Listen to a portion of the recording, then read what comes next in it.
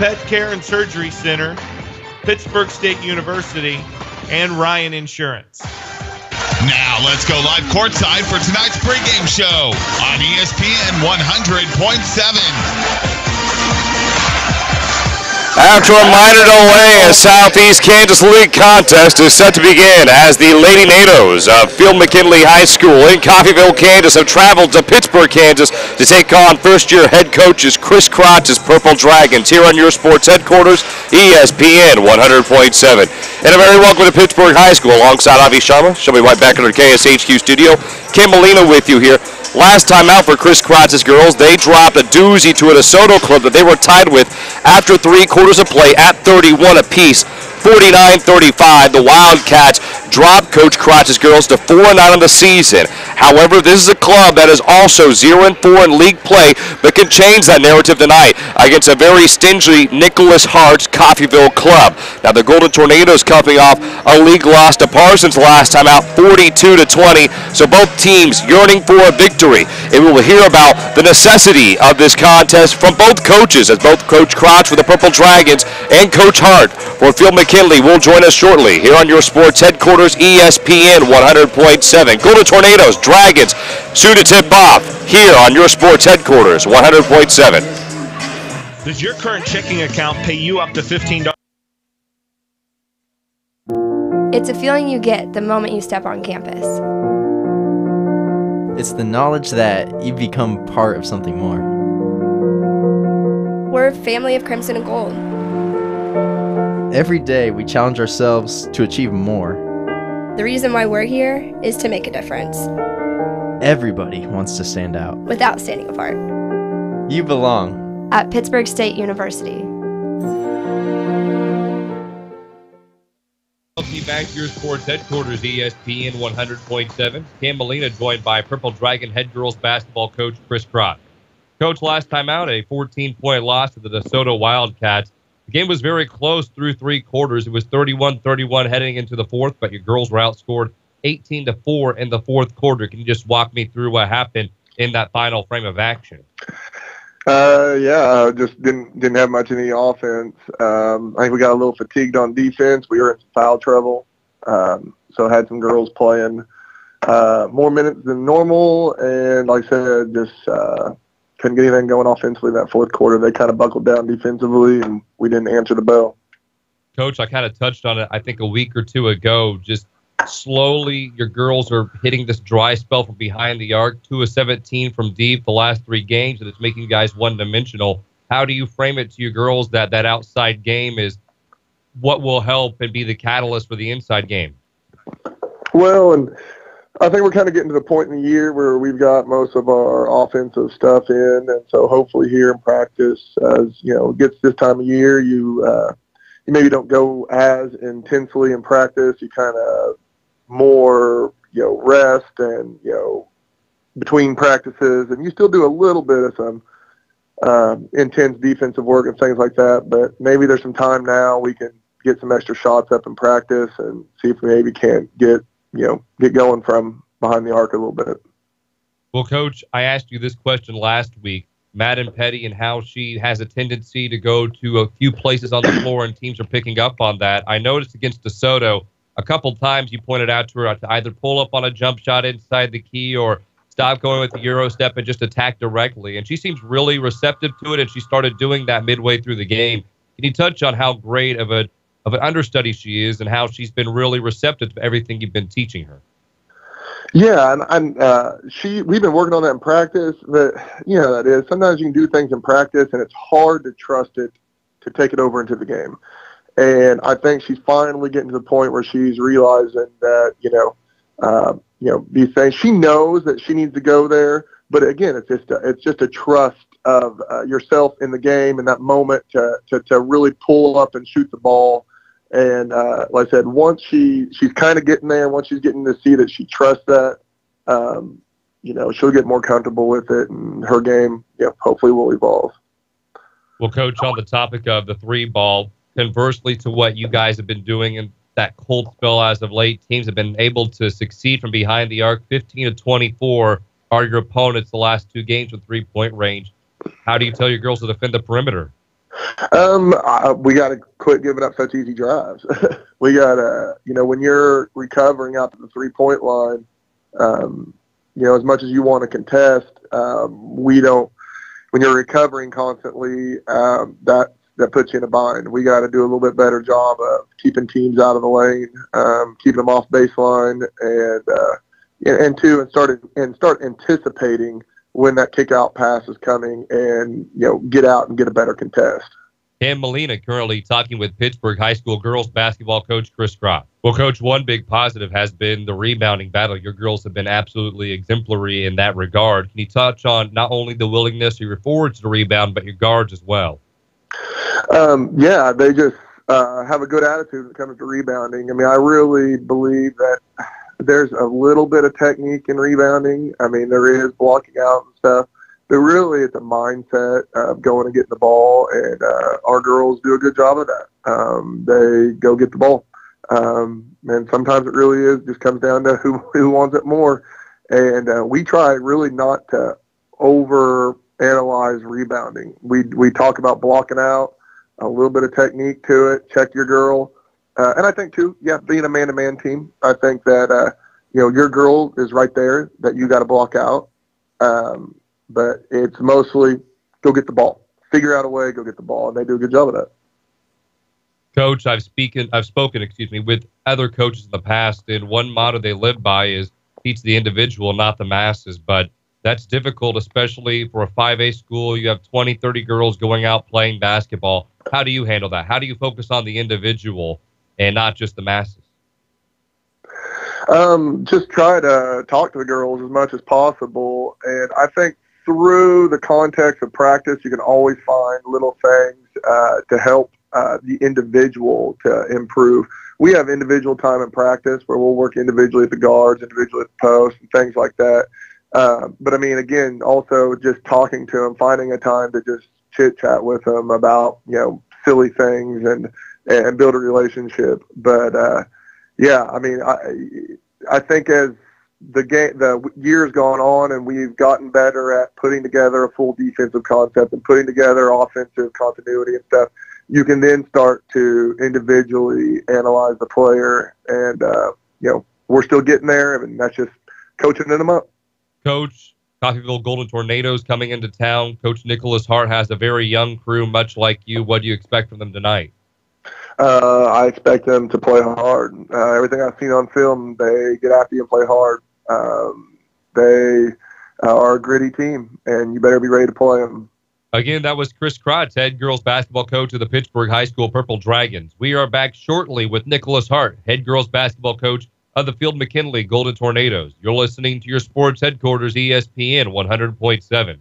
Are you tired of all those confusing checking account options? The Kansas Teachers Community Credit Union makes your choice simple. We only have one option. Our checking account has no monthly fees, and if you maintain a $2,000 minimum balance, we pay you interest. Get the Credit Union Advantage at 416 North Broadway or call 620-231-5719 for more information. Deposits are federally insured by NCUA up to $250,000.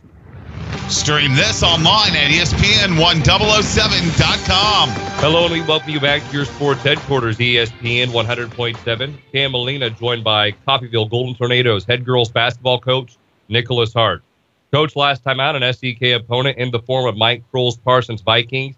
A loss in that contest, a little bit of an inflated score, but your team is very young, very youthful. One, can you walk me through that game? And two, for some of your younger girls able to see a more complete team, does that give them an idea of how they need to handle themselves going on in the future?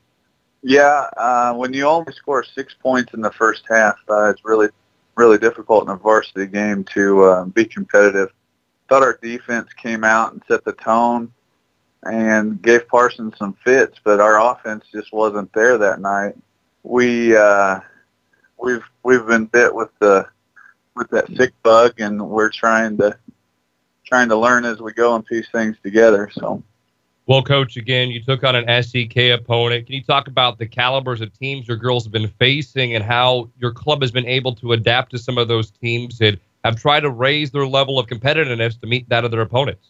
Yeah, we're playing some really good teams. We get done with Parsons, and they've got two really good athletes that can score and defend, and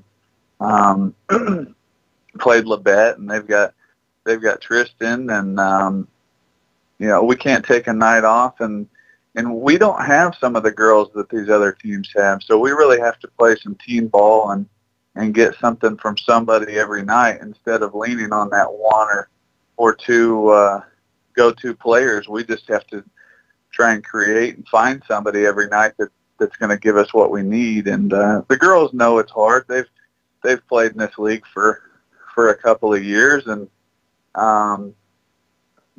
that's why you play, though. You play for the competition, and they know the girls outside of the court, so it's fun for them to match up with their friends and play, but we need to be a little more competitive. Well, Coach, you talk about team basketball. When it comes to team basketball, though, you do need that leader, that vocal individual that will help either run the offense or communicate to the rest of the players. According to you, your senior point guard and Chelsea Holman has been that igniter for your club. Can you just touch on her and what she has meant for your team? Yeah, she's been really big for us. She's had to play varsity since she was a freshman. She knows what to expect. She knows how to handle the pressure, and knows what it takes, whether that's getting a score or just setting it up and taking the best player on defense. She's one that if she's hurt or sick or is tired and has to come out, that we really don't have anybody that can take her spot and give us what she does. There's a couple girls that do their job and they fill in, but every once in a while she'll come and sit down, and my assistant's always like, Chelsea's got to go back in. I'm like, well, she only rested for 45 seconds. So there's just that fine line between, giving her a rest and just saying, hey, you've got to give it to us, for the entire game. Cam Molina currently talking with Phil McKinley, Golden Tornadoes girls basketball coach Nicholas Hart. Well, Coach, and you talk about that fatigue and being innervated on the bench. With that could be a sign of also that morale level. Just, you girls have lost quite a few games. You have one win on the season. How has the morale level been for your girls? They struggle with it. We try and go through these things in practice, and we try and really keep them going. It is frustrating, and I know it's frustrating for them, but they're seeing some signs of when we do what we're supposed to do and when they listen and execute the game plan that they're going to be more successful. So when they can come every day and work hard and do what they're supposed to do, then they're going to see some of those rewards. And if they're not going to do it, then things aren't going to change. But we've got a good group of girls that can work together and come ready to go. They enjoy playing, and they know why they're here. So it's not necessarily to go win a state championship this year. It's just to get better for next year. Well, Coach, I know you touched on continually improving and wanting to better yourself each and every day. Sometimes younger players lose sight of that. They look at the wins, they look at the losses. But with that in mind, who are some of the younger players on your team that have really stepped up and have invested themselves in what you're trying to teach, and who have been standout players for you thus far? Jordan Rooks, she's number 4. She's our second guard. She's going to be asked to handle the ball a lot more next year when Chelsea's gone, but she's stepped up a lot. She's been our leading scorer and leading rebounder this year. She's just got to get a little better on her all-around game instead of just being one-dimensional sometimes. But we're excited to have her. And then Amelia, she's a beast on the boards, and if we can get her offense going here late in the year, that's going to really help us. But with those two being tall girls, 2 pillars to build around in the upcoming years. So we're pretty excited about that. And then we've got some guards that are freshmen, sophomore, and we might be guard heavy next year, but we like where we're going with all the girls, and we just got to get them a little more comfortable in the varsity games. Well, Coach, you're on the road. Pittsburg High School, Chris Krotz, a first-year head coach with the Dragons. Again, much like your team rebuilding, that he may have more upperclassmen pieces than you do, but what do you expect from the Dragons tonight? We haven't seen them this year. I've watched a little bit of film. we expect it to be a tough place to play, and their girls usually do a pretty good job of making it difficult. I know they've got a couple of girls inside that can cause problems, and they've got some shooters, so we're just going to have to do what we do and adjust to what's working and what's not working during the game. But when you haven't seen somebody, and sometimes film's hard to really get a game plan on when other teams aren't like us. So we don't really know what they're going to try to do to us, so we have to really just do what we're going to do, execute our game plan, take care of the ball, and hope we shoot really well. Once again, Phil McKinley, Golden Tornadoes head girls basketball coach Nicholas Hart. We are back in just 2 minutes with more action from your sports headquarters, ESPN 100.7. What's the buzz around Community National Bank and Trust? They're talking mobile banking, instant issue debit cards, rewards checking and credit cards, and let's not forget e-power checking, paying better than CD-like rates on a checking account, plus nationwide ATM fee refunds. Get in on the buzz. Community National Bank and Trust, member FDIC. High school basketball on ESPN 100.7. It's an energetic Pittsburg High School on a Tuesday night in southeast Kansas as the Lady NATOs of Coffeyville and Phil McKinley High School travel to Pittsburg, Kansas, inside Pittsburg High School to take on the 4-9 Lady Purple Dragons. Avi Sharma shall be right back in our KSHQ studio. Cam Molina with you. Last time out for Pittsburg High School, Avi, it was a stumbling effort against DeSoto, losing that tilt 49-35 in a potential sub-state clash. But losing to a team like that in the fashion that it did and that it happened and unfolded is a lot more inflating than a normal loss. You could call back to the Labette County game where both teams were neck and neck heading into halftime. It was a 30-point loss for the Dragons, but they were competitive in that game. Competitive through the first 3 quarters against the Wildcats, then into the fourth quarter, an absolute implosion, and it's not the first time we've seen that this season. Cameron, I wasn't here for that game Friday, but I would say the thing that it would be experience. It seems that when these girls are in a situation like that, they've been in that situation 3 times now, have only been successful once, and that was that win in Chanute that you and I called. The other 2 times they were neck and neck at halftime, and then like you mentioned on Friday. So I think it's an experience thing that how they kind of panic during the situation, if you will, and so they're going to have to overcome that and shake it off as much as it hurts to say, but you got to shake it off and you got to keep moving on because this is a tough conference. You know that very well. And for Phil McKinley Memorial High School Lady NATOs, it was a very precarious situation for them because there was a supposed active shooter about a half mile to 2 miles away from the high school and middle school, so everyone was on soft lockdown. The most salient part of this is that everybody's fine, everybody's safe, but hence why we are starting late this night. And at 7:12, we are about to break away for the national anthem. But just keep in mind, everyone's safe, and it's going to be a fun night of high school basketball inside Pittsburg High School's gymnasium. We are going to take a 2-minute commercial break, come back with a starting rotation, a few more notes ahead of tonight's matchup, and we'll get into the fun and meat of tonight. You're listening to the home of your Purple Dragon Athletics, ESPN 100.7. Customer first, safety always. It's not just a tagline, it's the Watco way. By focusing on safety, each and every day they build a future by protecting their customers, team members, community, and the environment. When Watco moves commodities by rail, river, and road, at home or across North America and Australia, their priority is to ensure that they deliver their loads safely and on time. Watco wishes all area teams a safe and successful season. Hi, this is Dr. Brent Cousins with SEK Urgent Care. When you're sick, when you're injured, or when you just don't feel like yourself, SEK Urgent Care is here for you. Let our skilled providers treat your non-life-threatening illness or injury at a fraction of the time and cost of an ER visit. Located at the corner of Centennial and Broadway in the Meadowbrook Commons, open 7 days a week for your convenience. SEK Urgent Care, where your family and time matter. Find us fast in names and numbers.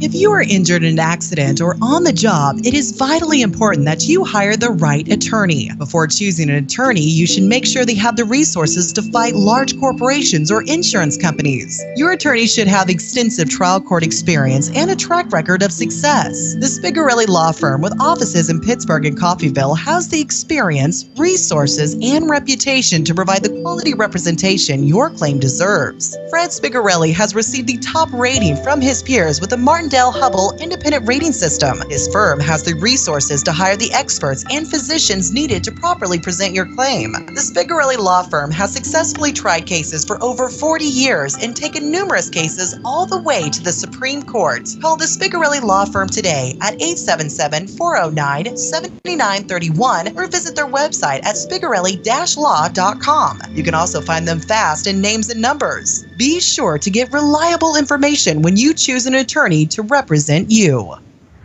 Let's go back live courtside. The intensity ratcheting up inside of Pittsburg High School's main gymnasium. Lady NATO's Lady Purple Dragons set to tip off momentarily. Let's introduce you to tonight's starting lineups, beginning with the hometown Dragons. It will be Madden Petty, the stellar freshman, Kaden Matlock and Caitlin Kidd in the post, Sophia Pedamani at that swing position, and Abby Casper, the senior point guard. As for Nicholas Hart's 1 and 12 Lady NATO's, it is Chelsea Holman, the senior, Jordan Rooks, Alyssa Stout, Amelia Malsby, and Sydney Rooks. So, Avi, when you look at this Coffeyville team, so young, a lot of novice players on this team, but when I spoke with Coach Hart, he said the engine that has been driving this team, not so much in the win department, but the learning department, has been Chelsea Holman, the senior point guard. You always need, whether it's an upperclassman or somebody, which is a courageous mentality and disposition to lead the team, and Holman's done that. Yeah, absolutely, Cameron.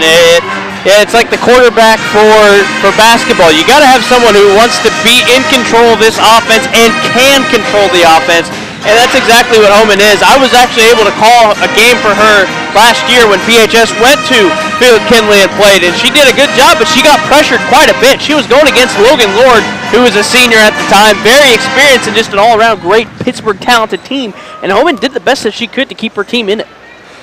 As for Pittsburgh High School, they have won one league game this season against the Chanute Blue Comets, but according to the schedule I was given, it did not count as a league victory. So this club is 0-4 in league play with a win against Chanute, and that was in double overtime. So this club has struggled against SEK opponents.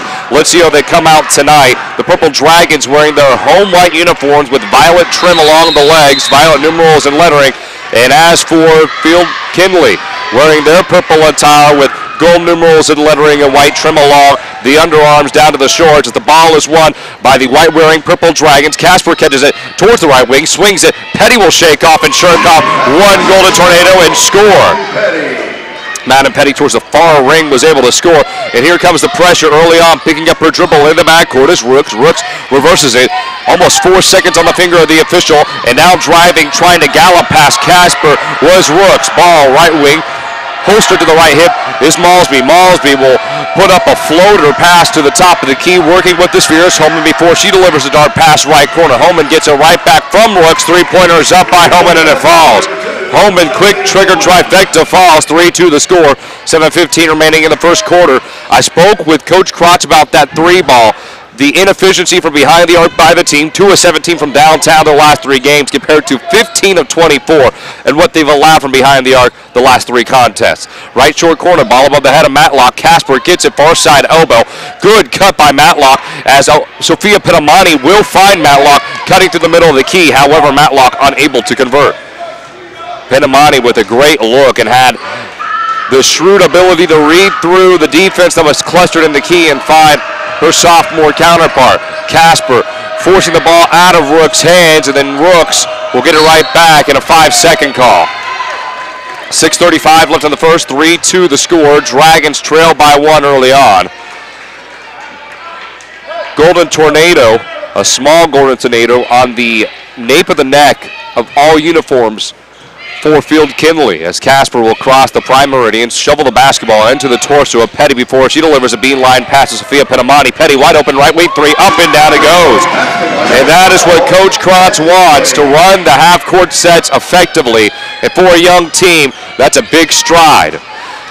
With the sphere, it's Holman as she will look for Rooks in transition, and the full court press absolutely shaken to its foundation as Rooks slithered from the mid-court line all the way to the middle of the key and stepped on the near side elbow. Good look by Holman to Rooks. Casper will deliver a one-arm sling pass to Sophia Penamani. Near side short corner with it is Matlock. On your dial, Purple Dragons going to right to left offensively, and a travel by Casper. Field Kinley going left to right on your dial. 5-all the score, 5:51 remaining in the first quarter of play. Sydney Rooks to inbound. She's scanning, continues to prospect, and as she searches, she brings the ball to her forehead, cocks it behind her head, and then delivers a sputtering little pass in front of Rooks. Rooks is able to reel it in. Here comes Jordan Rooks dribbling with her right hand. She's able to stave off a very pesky Casper. Casper will usher back Jordan Rooks. Rooks still holding onto the basketball. High ball screen set by Sydney Rooks. Ball swung to the far side wing. Malsby with the rock. Defended by Sophia Penamani right in her face. And the spectacle Penamani draws a foul on the floor. And Coach Krotz, as well as the Purple Dragon bench, disagree with the call. That's the first foul on Sophia Penamani, and the team's first as well. And to add, the game's first. Madden Petty reads a pass in the backcourt intended for Chelsea Holman. The ball is knocked away. Far sideline inbounds by Holman in the backcourt, awaiting the inbounds is Malsby, defended by Sophia Penamani. Malsby will get it, brings a left hip as she's wearing a right knee band, dribbling with her purple shoe, squeaking on the Purple Dragon logo at midcourt. The band section for the Pittsburg High School Purple Dragons chanting. Left wing with the Rocks is Jordan Rooks. She looks, left elbow. Holman has it, dribbles, go to the left block. Beautiful look for Sydney Rooks. Holman has already dumped off 2 assists in stellar fashion. And although Holman has 3 points, those 2 assists have a far greater impact. Sophia Penamani picks up her dribble left wing, near side into the court, trying to skip the pass over the top of the defense is Matlock to Petty. Petty has to jump up Odell Beckham style to reel it in. Left short corner, Petty hesitates, has Kidd about 2 feet away from the bottom of the cylinder, just hoists it up without really thinking and misses. The Dragons so far are 2 of 4 from downtown at the end of the contest. Phil McKinley, 3 of 3 thus far. 7-5 is the score as the Golden Tornadoes lead it. Holman left wing, able to drill home the trifecta. Holman, no hesitation with that hair trigger trifecta. 10-5 the score. The Dragons trail by 5. Right wing's Petty. She thought about jabbing right, but instead jabs left. Bad look by Petty. She thought Sophia Penamani was going to stay high post, but instead it's knocked away. Nearing the midway point of the first quarter, high ball screen set by Sydney Rooks. No communication. Hard ball screen set on Casper. Left wing, Holman wide open. Is unable to convert. However, Matlock is there to gobble up the board. That is Matlock's first rebound of the night. Left block. Sophia Penamani steps through, and it puts the ball underneath the flange as well as the left side of the orange. Then off the window, no. Rebounded by Sydney Rooks.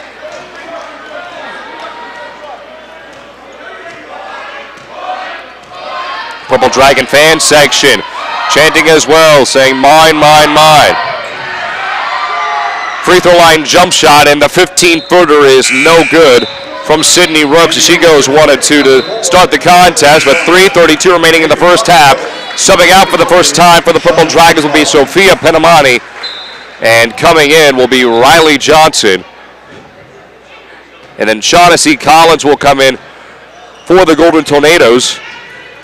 And it looks like Coffeyville wants to bring in another sub, but it's too little, too late. Right wing Casper delivering a chest pass to Petty, who was sunk deeper into the right wing. Relegating it herself to the left corner is Casper. She'll penetrate inside, scoops it, right short corner. Quick trigger 2, falls for Petty. Petty, a great look, as there was 0 hesitation on the jump shot. I know Coach Krotz said that he has been working with Petty to diversify her game. Petty, speaking of which, is able to strip the ball away from home and delivers a slithering bounce pass to Riley Johnson. Petty gets it right back on the feed, unable to convert. Trying to go with the stick back is Casper after the offensive rebound. Fadeaway right-hand shot goes. Excellent sequence by the Purple Dragons, and a timeout used by Coach Hart. 10-9 the score. The Dragons have scored 2 consecutive baskets. It's a 1-point deficit on the scoreboard for the hometown team. Under 3 to go in the first quarter, and we are back in 30 seconds with your home of Purple Dragon Athletics, ESPN 100.7. Now accepting new clients. At the Pet Care and Surgery Center, Dr. James Clark believes all of our pets deserve kind, humane, and loving treatment. From a simple checkup or rabies vaccination to performing major surgery. Plus, Dr. Clark has boarding, grooming, nutrition, and wellness checkups. Dr. James Clark can provide that loving member of your family with the treatment they deserve. Call 620-308-6454 to set up an appointment or simply visit petcarecenter.org. Pet Care and Surgery, making a difference. Stream this online at ESPN1007.com.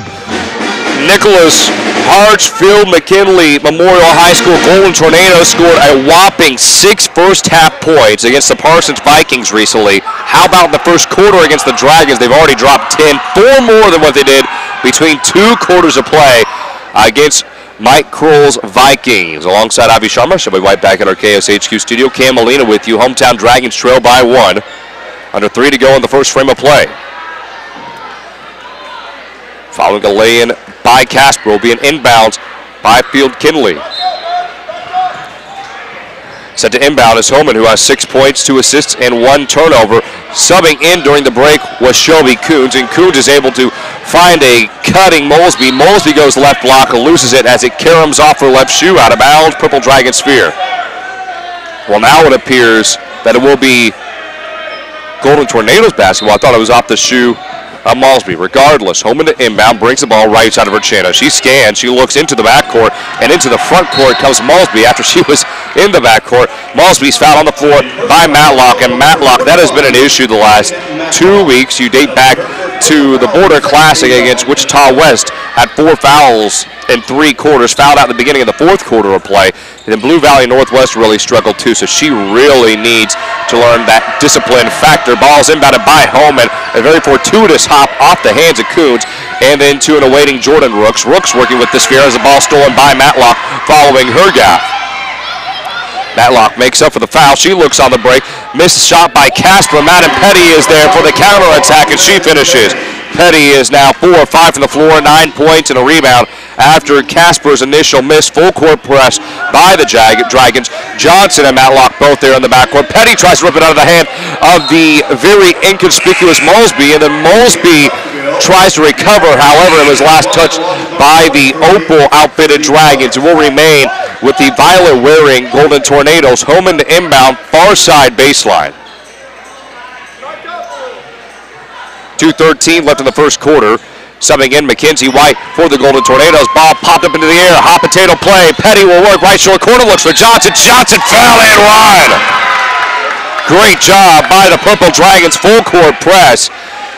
I believe it was a 1-2-1 initially before it was last touched by Petty, and then coming out of the Holman inbound, it went to a man-to-man with a trap once the ball was moved towards the sideline. Johnson, and one opportunity, falls through.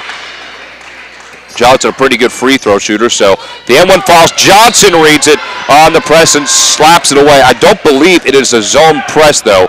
Johnson was hanging out underneath the rim and just waited for Sydney Rooks, the inbounder, to come back into play. Subbing in will be Kylie Spear, who had 5 points against the Parsons Vikings last week. Pressure coming, read by Petty, stolen away. Rooks fouls, and Sydney Rooks will pick up her first foul and the team's second.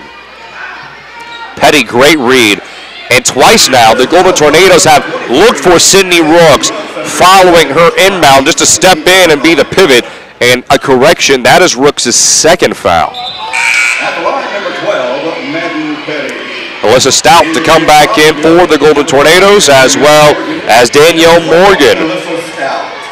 To set the bench is White. Petty misses her first or second. Offering is good.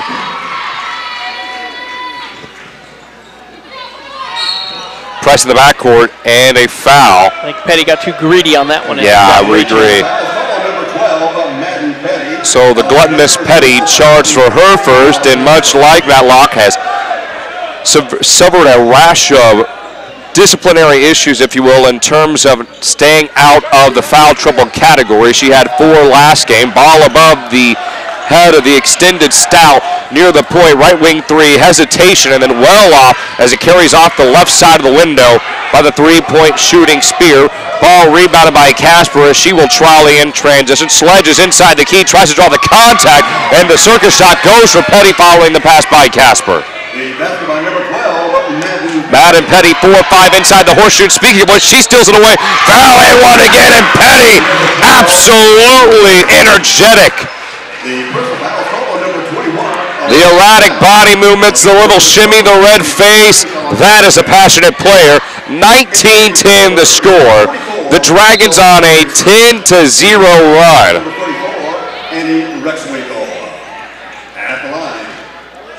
Shooting one shot, number 12. So Petty will adjust her shorts and is ready to shoot her free throw.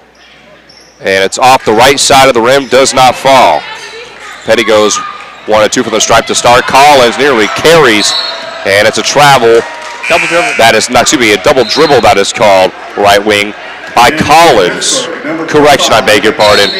It was by Spear, but Collins came up and traveled with it, I thought, as she crossed the high post area. And that was just called a double dribble, excuse me. 19-10 the score, a 9-point lead for the Dragons and a 10-0 run. The Golden Tornadoes on the backside of a difficult stretch, and we will step aside for 30 seconds to bring you back more action from Pittsburg High School on your sports headquarters, ESPN 100.7. I had no idea you did that.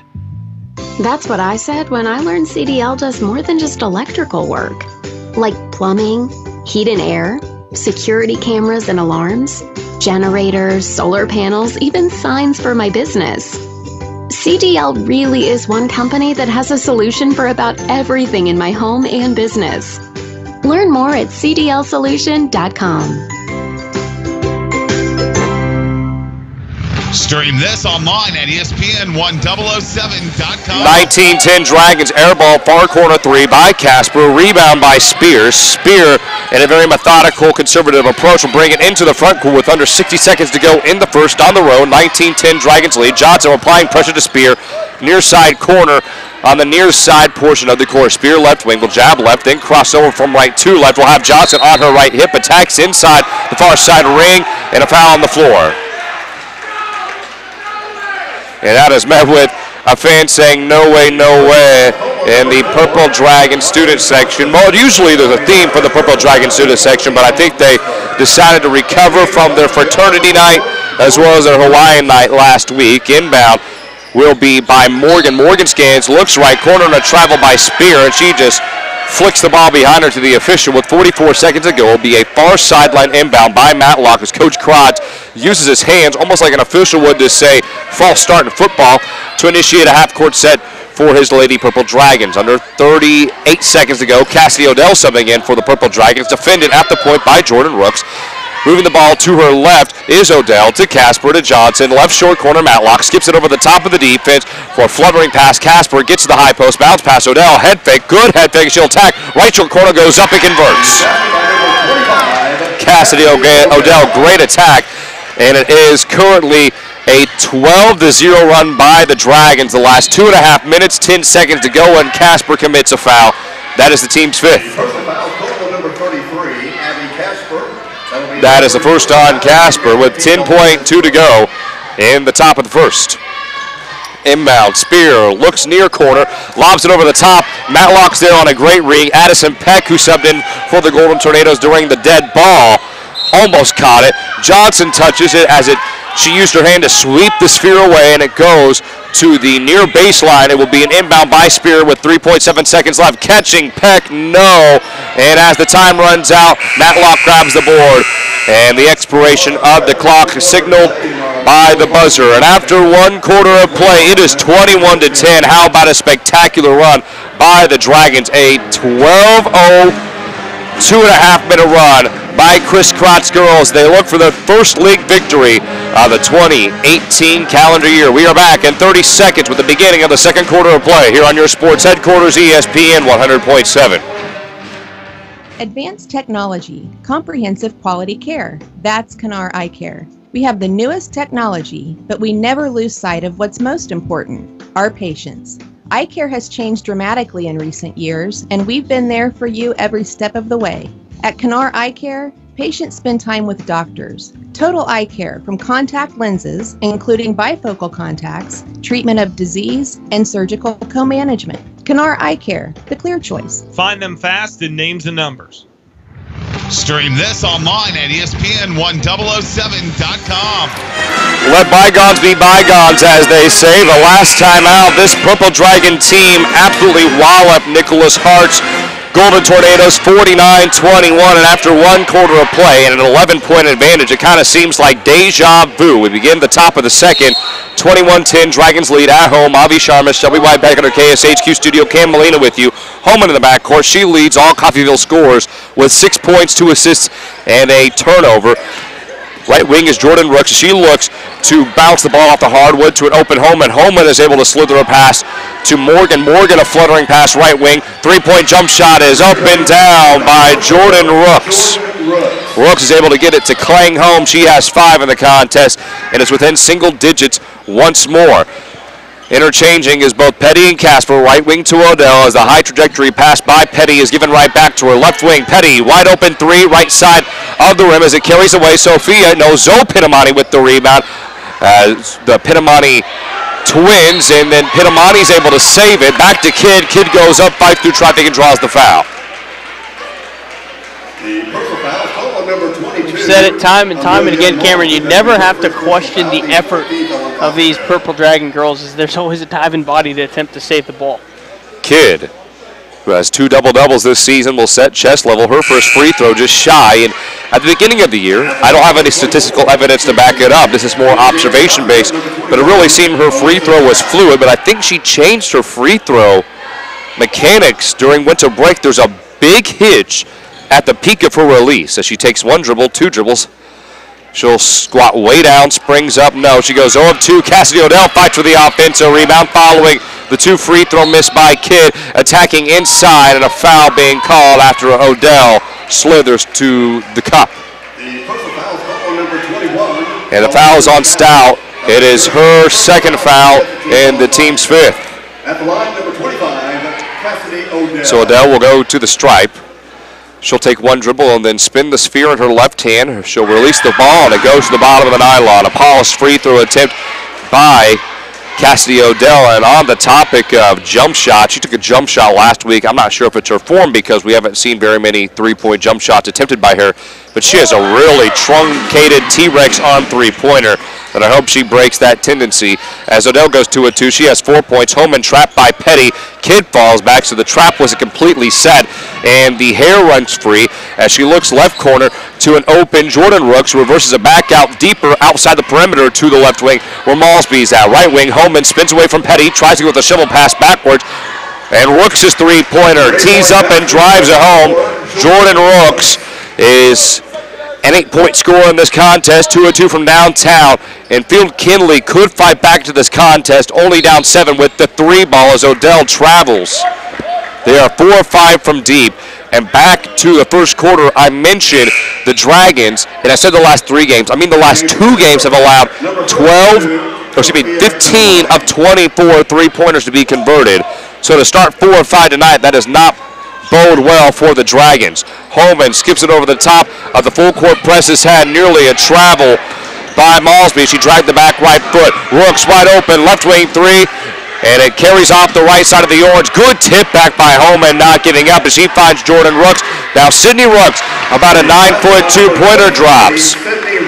Great teamwork by this Coffeyville team, and they are relentless. The Dragons have to put out more effort, and I know you mentioned this team really exhibits that effort on a night-in, night-out basis, but it's got to be better as Kidd catches near side block, far into the court, and scores. Kidd's first basket of the night. Sophia and Zoe Pitamani, both of the backcourt to trap. Good read by Holman, and she has been great. Just composed, looking for her open teammate, and the compatriot of Holman in Rooks, loses the sphere on the floor, is Rooks, puts it right into the torso of Malsby, and a foul by the Dragons. I'm interested to see if it's on Pitamani or Casper. Will be on Pitamani.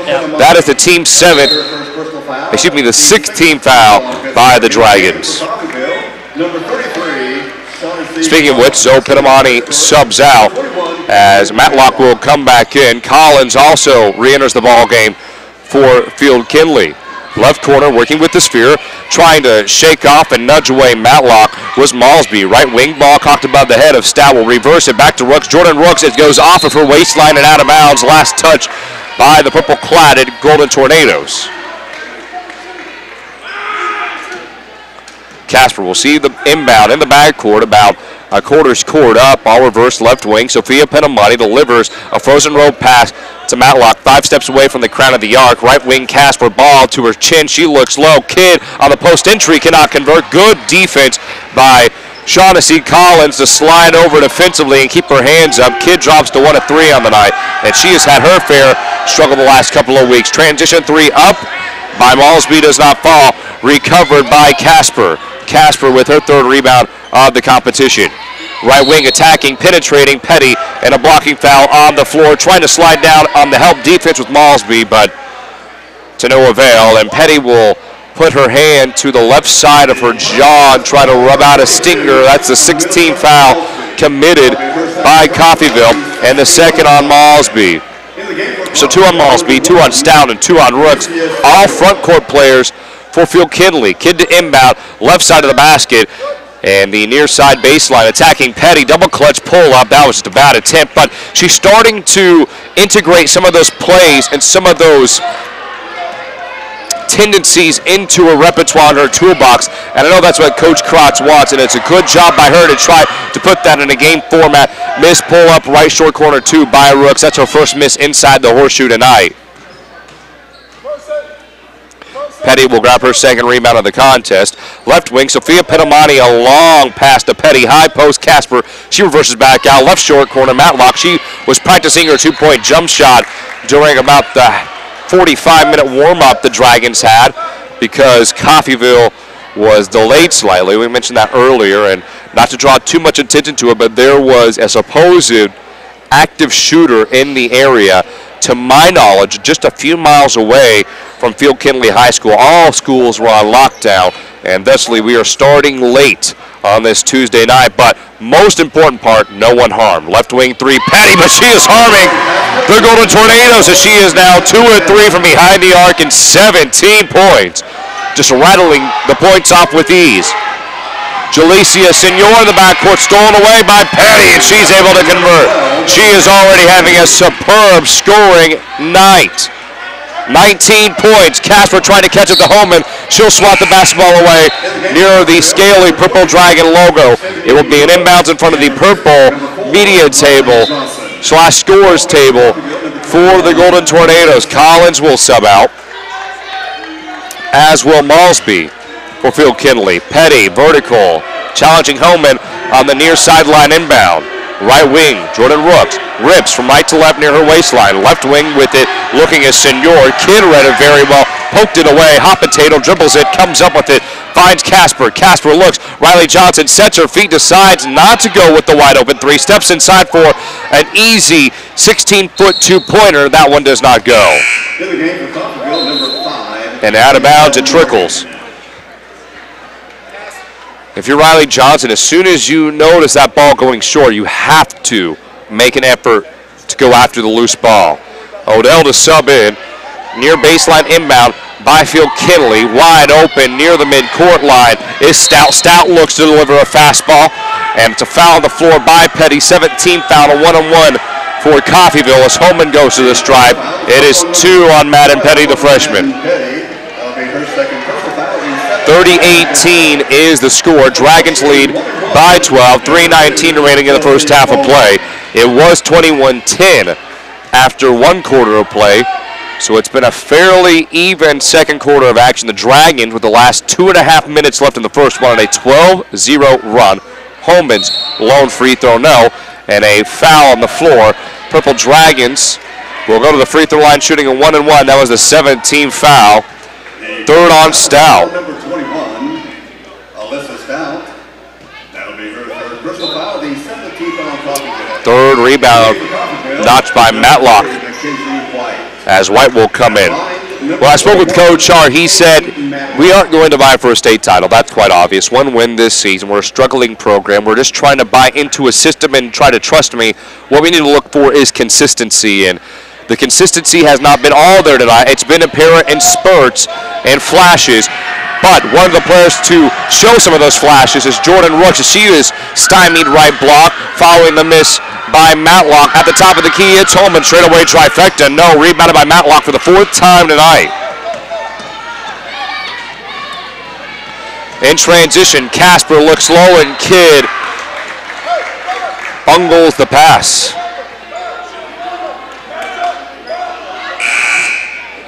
Another substitution, this time for Field Kidley. Again, it's Coons to come back in. Holman drops to 2 of 4 from behind the arc. 6 points, a rebound, 2 assists, and a turnover. Holman dribbles with her dominant right hand, then crosses over to her weaker left hand before shimmying a pass right wing, sashaying across the timeline and catching the ball about 3 steps away from the top of the arch was Holman. Ball poked loose by Casper, nearly traveling, but a good catch by Matlock as she was waiting right there. Kidd looks low. Odell double clutches, goes up right hand, no. Fighting for the rebound, Coons and Odell. Coons comes up with it. Odell misses her first shot of the evening. Coons her first rebound of the night. At the point, taking a dribble with her right hand, Sydney Rooks. She picks up her dribble. Good defense by Kidd. She goes straight vertical. Holman, a difficult turnaround right hand hoist. No. Kidd is able to grapple the board. Her first rebound of the competition. Good wraparound pass. Casper, she looks at the break. Feed the big man. Matlock, right hand floater goes. Casper, fantastic look on the break. That is what you expect of your senior. And then how about the 2 big ladies running up and down the floor in Kidd and Matlock. Matlock sprinting in a vertical line straight up the middle of the key. Casper finds her on a line. One right foot take off, then to the left foot, and then the right hand finish. Score 32-18. Dragons lead it at home by 14. Back in 30 seconds, their sports headquarters, ESPN 100.7. When the lights come up on Friday and Saturday nights at high schools and colleges across the region, it's often on a field built by Crossland Construction. Many Crossland employees played on those fields and were educated in the schools that are thriving parts of our communities today. Crossland is a proud supporter of area athletics and urges you to be a part of your local school community. Many of the athletes playing today may help Crossland build across our region in the future. Check out career opportunities at crossland.com. Crossland Construction, build you. Stream this online at ESPN1007.com. Following that timeout, Coach Hart has 1 more remaining for this half, but just under 2 to go in the first half of play. It's a 14-point edge for the Dragons. Good attack from the high post, getting on the right hip of Kidd was the penetrating Malsby, and Malsby goes to the free throw line as she drew a foul against one of 2 seniors on this Purple Dragon club. That is Kidd's first and the 18th foul committed by the Dragons. Malsby to the charity stripe. Her first offering ricochets off the back iron and spews back up and into the hands of Coons, right back to the official. Malsby sets herself, takes 3 dribbles below her knees, sets, chin level, flicks her wrist. Ball takes a smooching hop off the lip of the orange, does not go, so Malsby goes 0-2. Casper looks on the break for Riley Johnson. Johnson wastes no time, goes up, ball deflected. Matlock catches high post, and a 15-foot jumper goes. Matlock, there's not a lot of arc on her jump shot, but there's just enough rotation. If it touches the top of the cylinder, it will crawl off the top of the cylinder, smooch the back iron, and fall through. 34-18 to score. Dragons lead by nearly 20. 1:20 to go in the half, speaking which Coons with her spectacles being defended by Odell in a harassing fashion, really blanketed in a toss away. That is just an excellent man-to-man defensive sequence by the sophomore in Odell. Rooks to sub back in. She is the leading scorer for the Golden Nados with 8 points. 34-18 is the score. Dragons lead it by 16 currently. Matlock at the point. Shimmies a pass over left wing to the left corner as Casper stole away. Good read by Morgan on the help side defense. With the sphere right now is the dribbling Jordan Rooks. Rooks crosses over in an elongated fashion, brings it up near her chin, and a foul committed by Casper. That is her second. I would have thought it was a carry. Casper, who is an excellent man-to-man defender who really harasses defenses with that bloodhound, bulldog, pit bull mentality, should have had that steal. That ball was all the way ear level of Rooks. So Casper will sub out. Sophia Penamani comes in. Sydney Rooks will come in, and Morgan goes to the bench. 1-1 for Rooks. Her first opportunity or opportunities of the night from the stripe. First offering drops, and Rooks with a really good stroke as Collins will sub in and will give White a breather. Rooks has that high release. She's about 5'10", 5'11", plays the pivot spot, and has 9 points in the competition. Can make it 10 right here. She is unable to convert, but a good rebound by Malsby. She brings it below her knees. Double team, tries to go off the window, does not convert, but good offensive rebound by Malsby to keep the front court honest for the Dragons. Odell in transition, just a shovel pass open to Sophia Penamani, right short corner, worked around the horn. Riley Johnson, left wing, 3 short. Good rebound by Homan, her second of the night. Under 30 to go in the half, 34-19 to score. Dragons lead by 15. Collins, high ball screen. Homan will work the pass over left corner. Jordan Rooks almost again traveled with the right corner. 3-pointer by Malsby. No. Rebounded by Odell in the travel. Odell hit the deck, and I think she just slipped, and the hardwood monster came up and nicked the back of her shoe. Homan the inbound, left side of the backboard, far into the court. Homan slaps the sphere with her left hand, scans, finds Jordan Rooks, right wing 3, sinks with 15 seconds to go. Jordan Rooks, 3 at 3 from behind the horseshoe. 10 seconds to go. 12-point contest, Dragons lead. Odell, wide open lane, right hand floater, no. Kidd with the board, 3 seconds to go, and draws the foul to stop the clock with 2.7 seconds. So 2 and 7/10 seconds on the clock. Kidd to the stripe. Odell read it well, but Coach Krotz will counsel the sophomore guard and just say, hey, we need to run our sets. We have 9 seconds. We could really work something out there and get a perimeter shot or a good look down low. Kidd bailing out Odell as she went with a difficult, maybe an ill-advised right-hand floater, but she did have room. Collins was there to shuffle up, and it was close to being a foul. So, I mean, I can understand it. Kidd hits her first and her second, so really no harm, no foul, pun intended. 2.7 seconds to go. Homan right hand heave, and the football / laser pass does not fall. At intermission, 36-22. The Dragons lead at home, seeking their first league victory of 2018. We'll be back in 2 minutes with a halftime report. Expect a complete layout of the first half stats as well as insight into the second half of play. You're listening to the home of Purple Dragon Athletics on ESPN 100.7, your sports headquarters. Bittner Motors is proud to announce that it is now Pittsburgh's new dealer for the Hustler line.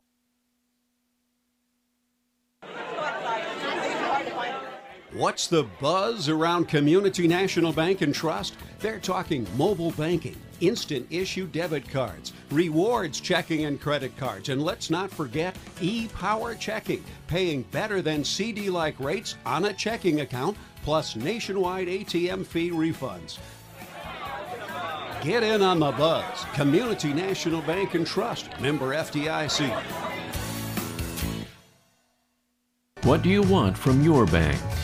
Access to my account information on my phone. Security, convenience, and friendly staff. When I call, I want to speak with a real person. I want it all. Low fees, low loan rates, and high deposit rates. What if there was a place like this in your community? There is. Kansas Teachers Community Credit Union, with locations in Pittsburg, Fort Scott, Independence, and Coffeyville, serving area residents since 1949. Headquartered in Richmond, Kansas, QSI, Quality Structures Incorporated, specializes in designing and building complete post-frame buildings. We provide structures built to withstand a 30-pound ground snow load and a 90-mile-per-hour wind shear built to the most stringent codes. Whether you need a garage, agricultural building, commercial facility, or custom-built design, we're your one-stop shop for post-frame buildings. QSI. Everything we do is right on cue. Receives individual attention and specific coaching adapted to age and skill level. There's something for everyone. A grade school camp for girls entering 3rd through 8th grade. A high school team camp available on 2 different weekends with both varsity and JV levels of competition, plus satellite camps throughout the summer. All campers receive instruction from head coach Lane Lord, head assistant Amanda David, along with former and current players. For more information, visit them online at lanelordbballcamps.com. Coach Lord and Coach David have seen tremendous success over the past several years, and they begin their recruiting at these camps, with over 20 former campers being signed. Visit lanelordbballcamps.com. Stream this online at ESPN1007.com. Sports, basketball specifically, as that is the topic at hand, is about the competitiveness, the intensity, the passion of the game. But inside Pittsburg High School's main gymnasium, it's all about the cuteness and the adorable little dancers, ages 5 through 6, all wearing red tutus with white polka dots and the Mickey Mouse ears. Absolutely an adorable scene inside Pittsburg High School's main gymnasium, but the score on the scoreboard is not adorable. A 14-point edge for Chris Crotch's Purple Dragons, 36-22 at intermission here on the Purple Dragon halftime show alongside Avi Sharma. She'll be right back in her KSHQ studio. Cam Molina with you. Let's quickly go through the first half statistics before we get into the deeper aspects of today's context. Riley Johnson, 3 points, and she's 1 of 2 inside the horseshoe. 1 of 3 overall, 1 of 1 from the free throw line, 1 rebound by Zoe Penamani, 4 points, 4 rebounds by Kaden Matlock, 4 points, 2 rebounds by Caitlin Kidd, 4 points, 1 rebound by Cassidy Odell. Abby Casper, 1 of 2 for the floor, 2 points, 3 rebounds, and Madden Petty starting to hit her stride. 19 points, 2 rebounds, 2 of 3 shooting from downtown, and in total, 8 of 11 shooting overall. The Dragons in the first half of play shot 14 of 26, so over 50% from the field in that first half of action. And as for the Golden Tornadoes in that first half of action, it was Chelsea Homan who shot 2 of 4 from deep, 6 points, 2 rebounds, 2 assists, and a turnover. 12 points for Jordan Rooks on 3 of 3 shooting from deep, 1 and 2 from inside the horseshoe. 4 of 5 shooting overall, 1 rebound by Shelby Coons, 4 points by Sydney Rooks, 2 rebounds, but she had 2 fouls. 2 fouls by Malsby, 3 fouls by Stout, 1 rebound by Shaughnessy Collins. And again, at the break, it is 36-22. We have 6 minutes remaining before the beginning of the second half of play. And with that, we will take a 2-minute break, come back with Inside Ahead of the third quarter of play here on your sports headquarters, ESPN 100.7. It's a feeling you get the moment you step on campus. It's the knowledge that you become part of something more.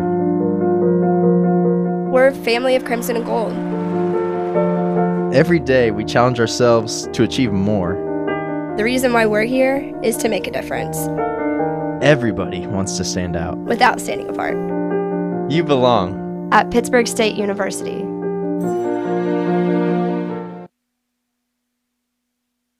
What do you want from your bank? Access to my account information on my phone. Security, convenience, and friendly staff.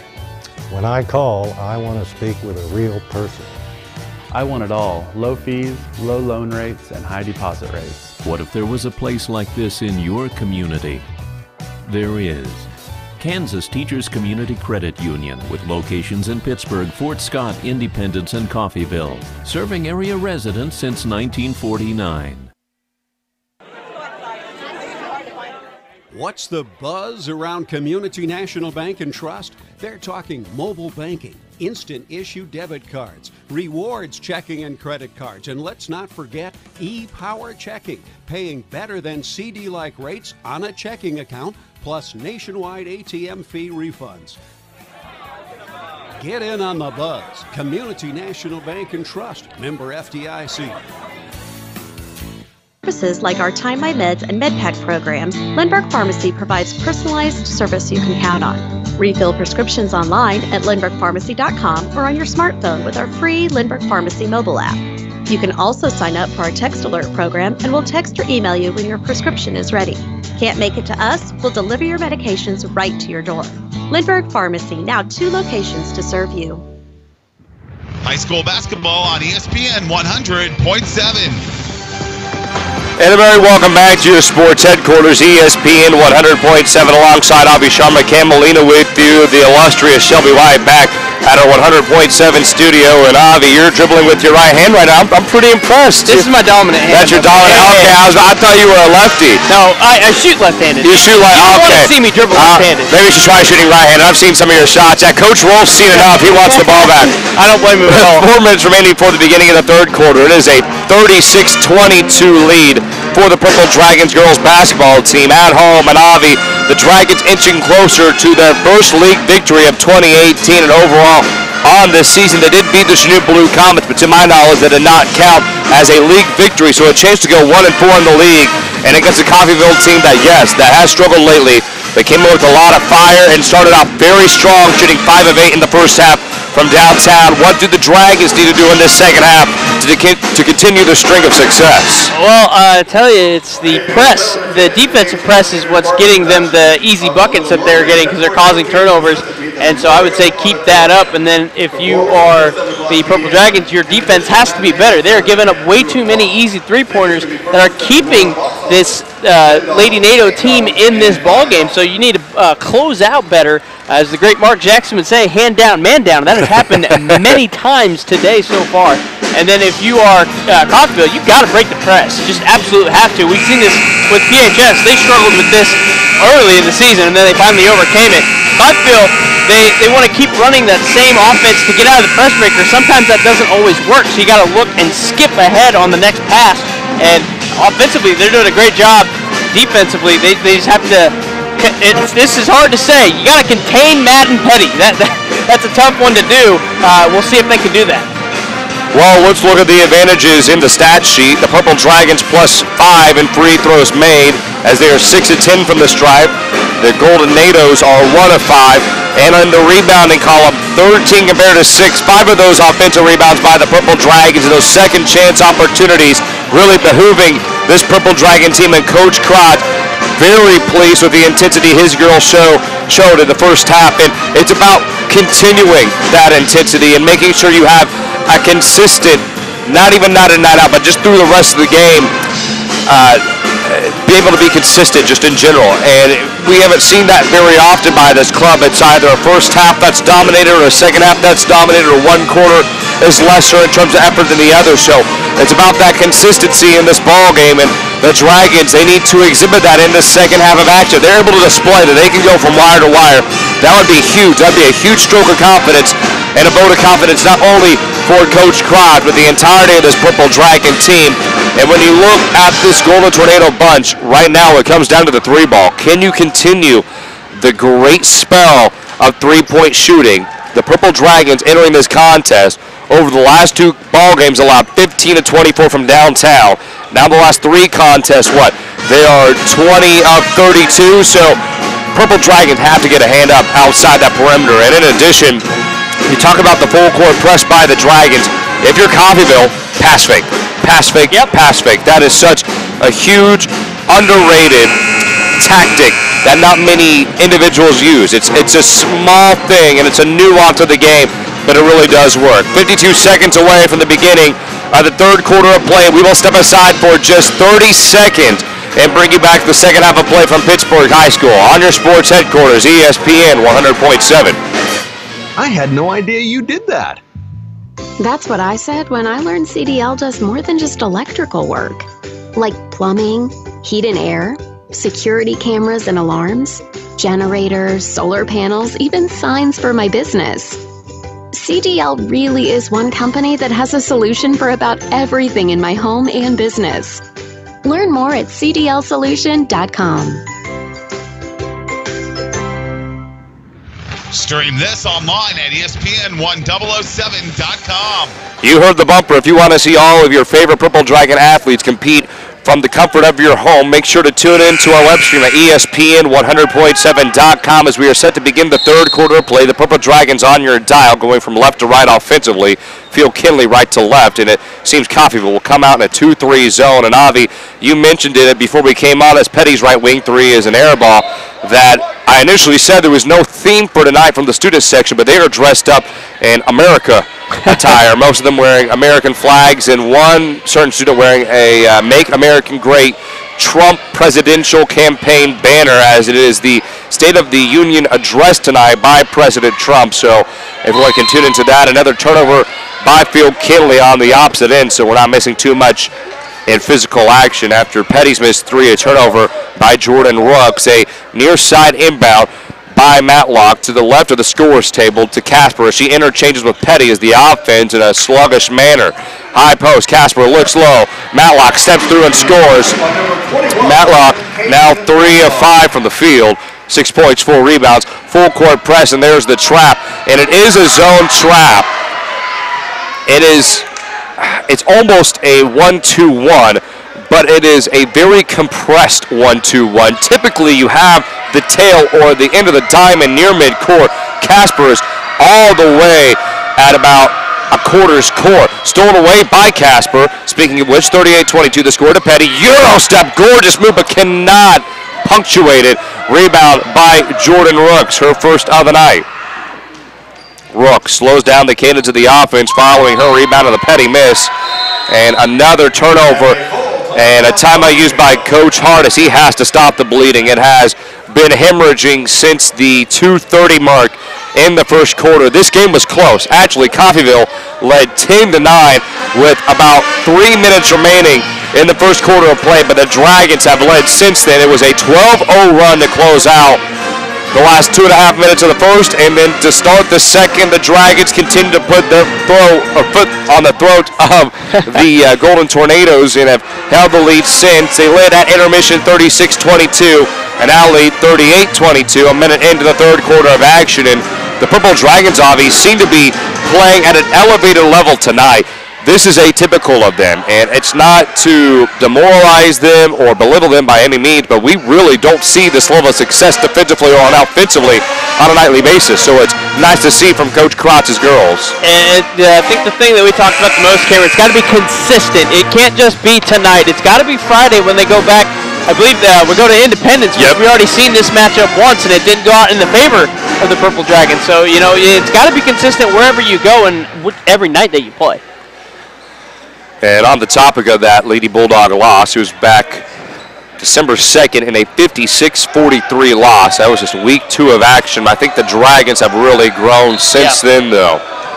Matlock to inbound in the backcourt to Casper. Casper will cross her own free throw line, then the prime meridian. Petty right wing in an extended 2-3 zone. Gap in the middle at the free throw line. Casper read it. Petty's able to recover as Casper fumbles the basketball. She recovers. Petty to Casper. Casper bounce pass right corner. Petty 3, and that one saucers in. Madden Petty 3 of 5 from downtown. All 3 of the trifectas for the Purple Dragons tonight have come from the freshman. Pressure in the backcourt. Rooks throws it right into the hands of Kidd. More pressure. Balsley looks around, continues to scan, and Malsby finally is able to break the press. And nearly a double dribble by Malsby, and I think all coaches on the Dragons bench wanted a call, but Holman gets it 4 steps away from the top of the horseshoe. Bounce pass right corner, working with it is Rooks. At the point of the attack is Sydney Rooks, rotated left corner for Malsby. Malsby ejects the pass at the point, working with the sphere. Stout cocks the ball above her head, shotguns at right wing, working with the right block and stepping through, but unable to convert is Malsby. So Malsby misses her first lay-in of the night, and a foul on the floor. And Stout commits her 4th foul of the night following the miss. Matlock, bounce pass on the inbound, near side baseline to Casper. She'll raise her left hand to initiate the half-court set. 2 high post players, and Kidd and Matlock. Petty was looking for Kidd off the volleyball pass, and that's just, it comes down to Petty holding on to the basketball so that Kidd can cut and make herself available. Casper defending Rooks very well, jars the ball loose. Rooks has to pick it up in the backcourt and is very hesitant and apprehensive to go at the senior Casper. Recovered by Sydney Rooks as it excavated off the hardwood. Rotated left wing, working with the sphere as Rooks brings it to a right ear. Power dribble home and goes up right-handed, leaves it short, and a rebound by Matlock, her 5th of the night. Holman with a tough look and a lot of pressure by the Dragons. Petty, right wing 3, leaves it short. It ricochets to the left side of the orange, recovered by Sophia Penamani. And losing the ball was Penamani, but it was last touched by Golden Tornado as Stout will come out. Ball to be inbounded by Casper. She finds Matlock, who goes to the right-hand hook shot, and the baby hook does not fall as it squeaks off the right side of the orange. Holman skip pass. Bad defense by Kidd getting back, but Jordan Rooks misses the point-blank range shot and then a held ball. On the held ball, possession to Coffeyville. Sydney Rooks was tied up with Matlock, to my knowledge, will remain with Field-Kinley. Collins goes to the right wing. Everybody at the high post or at the wings extended. Holman inbound, scans all day. Finally gets it in to Sydney Rooks, but Sydney Rooks isn't able to grapple it in transition. The ball stolen by Casper. Up fake goes right into the chest of the defending Rooks. Ball's loose and Petty is fouled on the floor. And Casper waited way too long on that head fake. She should have gone into Rooks, but I think she may have lost her grip on the sphere. Regardless, it was a foul in the process of shooting, so Petty goes to the free throw line, to my knowledge. I don't see an official signal by the refs, so it will be an inbounds instead. As Sydney Rooks goes to the bench, Collins comes in, as does Morgan for this second half. Inbound by Kidd. She looks right corner. Matlock ball tipped away by the defending Rooks. Dragons a bit lackadaisical on that inbound. Nearly a 20-point lead for the Dragons. 41-22, 4:43 remaining in the third. Interchanging on the elbow, Sophia Penamani and Petty. Petty goes left wing. Penamani right wing. Casper catches at the point following the pass by Matlock. Right wing, Penamani, she looks. High-low action. Kidd, she takes a step away from the right block, about 3 steps away. Her back to the basket. Bounce pass to Casper. Ball was read by Holman and slapped away, but Casper recovers left wing. Petty head fake. After trying to deke out the defender in Morgan, she gives it off to Matlock. To Casper. Right-hand runner goes, and a beautiful teardrop by the senior. She's 2 of 4 from the floor, 4 points, 3 rebounds, and even better yet, good defense all night. Holman spins away from Casper, dribbling with her left hand. Holman slings a pass right-handed to an open Rooks. Rooks brings the ball above her head. Ponytail dancing off her backbone. At the point, Collins now to the high post, right wing with the sphere. Malsby looks for Collins, left corner, Rooks 3, and foul in the process of shooting as Casper tried to close out. And Casper comes up smiling. I don't know if it was a combination of embarrassment or just trying to shrug it off, but Coach Crotch disappointed in the senior as he just shakes his head, and Casper knows it as she feels the scorning side of Coach Crotch. The first free throw goes for Jordan Rooks. Rooks' second free throw goes, and she'll have one more left to go. Johnson will come in. Sophia Penamani will sub out. Under 4 to go in the third. It is 43-24. Rooks spins the ball in front of her. Takes 2 dribbles below her knees. She'll spring up and score. She knocks down all 3 free throws, and a great sequence by her. She's 4 of 5 from the stripe, 15 points, and it's 43-25. The Dragons lead by 18 with 3:45 left in the third. About 19 feet away, inside the horseshoe, is Casper. Bounce pass right wing, Petty, and she's able to cling it home.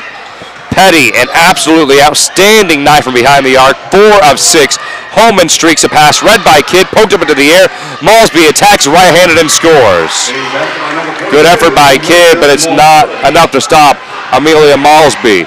45-27 the score. So excuse me, that was a 2-pointer by Petty, not a 3. But Petty, regardless, inside the horseshoe is 7 of 10. And I think it's a foul on the floor as my attention was turned away. So I was updating my score sheet. 3:15 remaining in the third. A side out by Matlock to Casper, 2 steps away from the mid-court line. And now moving further away from the half-court line is Casper. She looks left for Johnson, who's trying to shake off Rooks. And Johnson, I don't know if she's trying to set up high post or what she's doing. She's so erratic and just trying to float around, not really making up her mind. Matlock inside the key, skips a right wing. Petty sells the up fake, splits the 2 defenders, goes up right-handed, circus shot, no. Rebounded by Matlock as she fights, tries to wrangle the basketball away. And a foul on the floor, a held ball. And it was Kidd with the rebound, The kid who had come up with the rebound was not in a good position to go back up. She brought it below her knees, hence the held ball. Under 2:50 to go in the third. Kidd catches. An 8-foot jump shot, no. Casper tips it up above Collins to keep it alive, but Collins uses her large frame to stave off Casper, and it's officially rebounded by Rooks. Rooks 2 boards tonight. 45-27 to score. Right corner 3 goes. Number 2, Chelsea So Chelsea Holman is able to drill the trifecta. She's 3 of 5 from deep, 9 points. She and Rooks combined have scored 24 of the team's 30. The rest of her teammates and compatriots will have to pick it up. Casper brings the ball to her forehead. Luckily, he's able to skip a pass over Rooks, who uses her wiry, long arms to get a hand on the sphere, and it bounces over to Petty, and then there's a foul on the floor, the third on Mulsby. Team's third foul as well. Collins subs out, and Sydney Rooks will check back in. Casper to inbound in front of her own bench. 2:17 in the third, 15-point lead for the Dragons at home, seeking their 5th victory on the year. Left wing, Johnson, and at the high post, Casper. Front court players and Kidd and Matlock not going to the high post. Casper looks, left short corner, Matlock 2 sails, and the rebound is by Rooks. So Jordan Rooks with her 3rd rebound. Kaden Matlock drops to 50% from the floor on the night. Left corner with the sphere, head fake, another head fake, pass fake by Maudley. Right short corner 2 by Sydney Rooks, swishes through.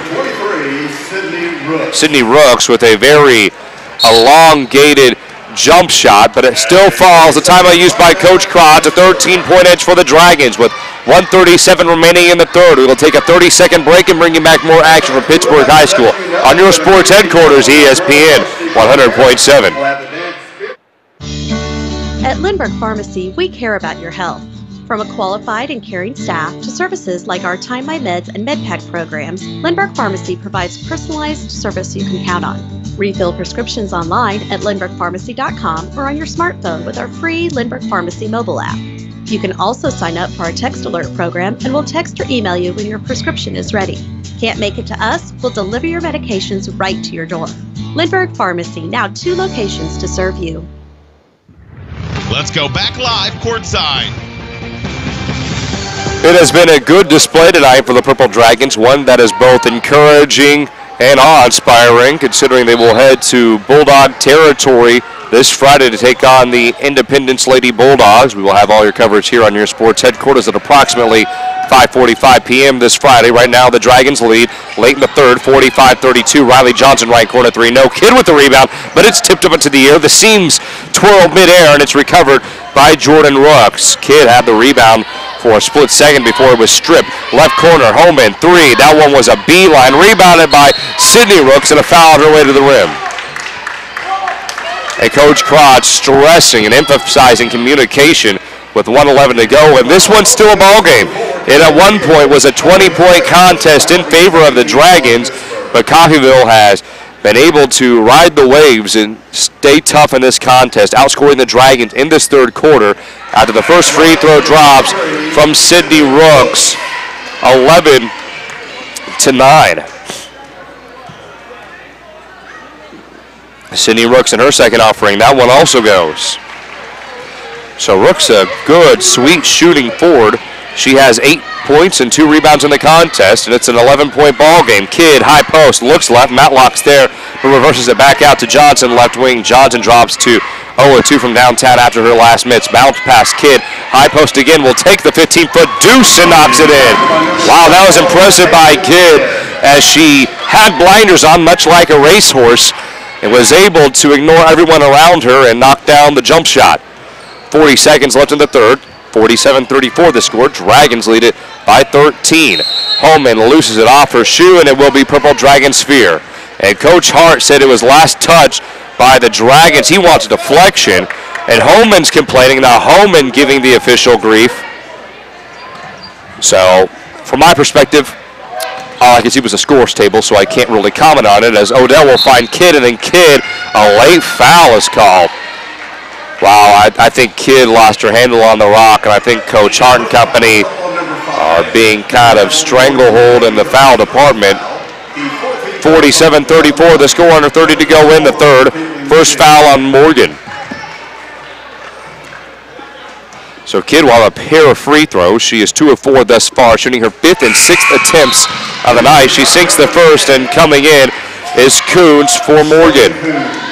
Both wearing glasses. So Kidd, with her white Nike socks with black swishes, will spin the ball about 2 inches in front of her, gets it right back, sets, chest level, springs up, and knocks it through. 4 of 6 from the stripe, 8 points, 4 rebounds. Ball's inbounded to Holman, and the Dragons' defense is in place. There was initially a full-court press, now a half-court trap. Odell is able to strip it away. We have a dine and dash in progress. Odell spins away from Holman, tries to go up, but she trips on the legs of Kids.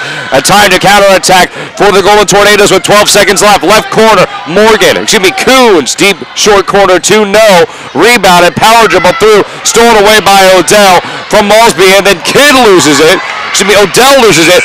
Then Rook steps through for a heave, and that was just a mess, an absolute mess. 49-34 the score. Dragons lead it by 15 despite the last couple of gaps to close out that third quarter of play. We will be back with the beginning of the fourth quarter of play here on your sports headquarters, ESPN 100.7. Does your current checking account pay you up to $15 per month? With Common Sense Checking at University Bank, you can earn up to $15 per statement cycle, 10 cents for each swipe after the first 15 swipes. Qualifying is so easy. Simply have one direct deposit or auto payment plus 15 debit card purchases each statement cycle and a $100 opening deposit. Stop by the bank for more information about our Common Sense Checking. Then swipe and save. It's convenience that pays at University Bank. Branch GMB. Member FDIC. Let's go back live courtside. And we welcome you back to your sports headquarters, ESPN 100.7. We head to the top of the fourth. 49-34 is the score. Dragons lead by 15 at home. Avi Sharma shall be right back on our ESPN 100.7 studios. Cam Molina with you. The Dragons led at intermission 36-22 and were aided by a late 12-0 first quarter run to gain an 11-point advantage after one quarter of action. And into the fourth, that lead is carried and has increased to 15. And in the backcourt, it's Holman as we start final quarter. Holman, cladded in violet, dribbles with her right hand, crosses over to her left, and a foul committed by Odell. So Odell will pick up her first and the team's third. The Dragons shooting well from deep, 3 of 7, but they have not been able to stop the deep shooting threat that is Holman and Rooks combined, 6 of 9 from downtown. And speaking of deadly shooters, Malsby steps into a 12-foot two-pointer and gets it to go. She has 4 points, 3 by Casper. No, ball's recovered by Holman. Kid had it and it rolled off her left fingertip. Holman spins away as she twirls towards the high post from left to right. Ball is caught by Kuhn left wing before she darts at left corner. Holman, she looks to reset the offense in a 2-3 zone by the Dragons in full effect. It's a man-to-man and attacking inside, drawing a foul is Malsby. Is Openamani set to check in. It's a foul on Matlock. That is her second and the team's fourth. The last thing the Dragons want to do is stall out this game and give the Golden Tornadoes free shots, as they are currently 6 of 10, make it 6 of 11 following Malsby's first miss. Malsby to shoot her 4th attempt of the night as Sophia Penamani comes in for Matlock. 7:16 left in the contest. 49-36 is the score. Dragons lead it by 13. Odell will go to the bench for the Dragons. Malsby, with her black Nike socks, takes 3 very slow, sluggish dribbles, and it goes off the back iron. Ball's being poked around, fought for, jostled, and ripped away by the now surging Casper. Right wing is Petty, looks low, right block. Kid goes up through traffic and converts. Great look by Petty to pass up the 3 and go for the easy 2, albeit Kid had a difficult time scoring over Sydney Rooks. Casper also with 4 rebounds.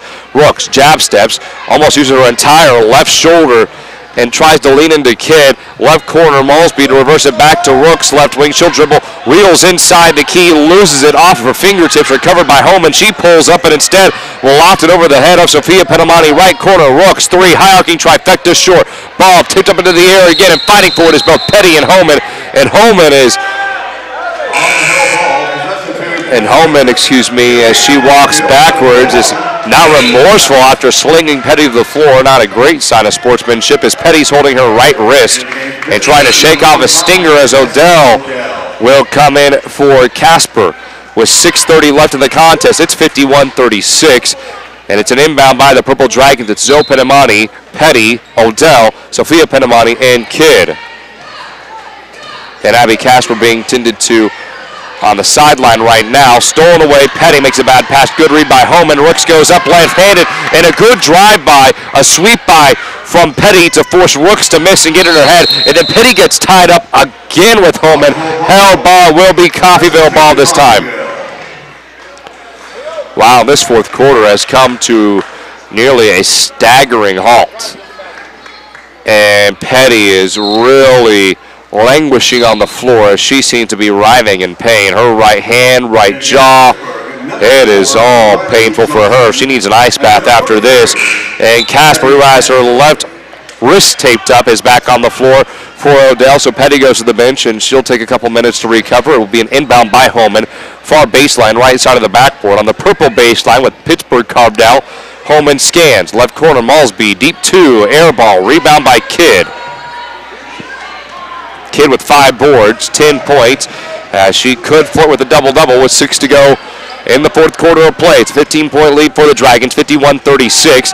Johnson being harassed by Holman. Bounce pass, Zoe Pitamani left corner.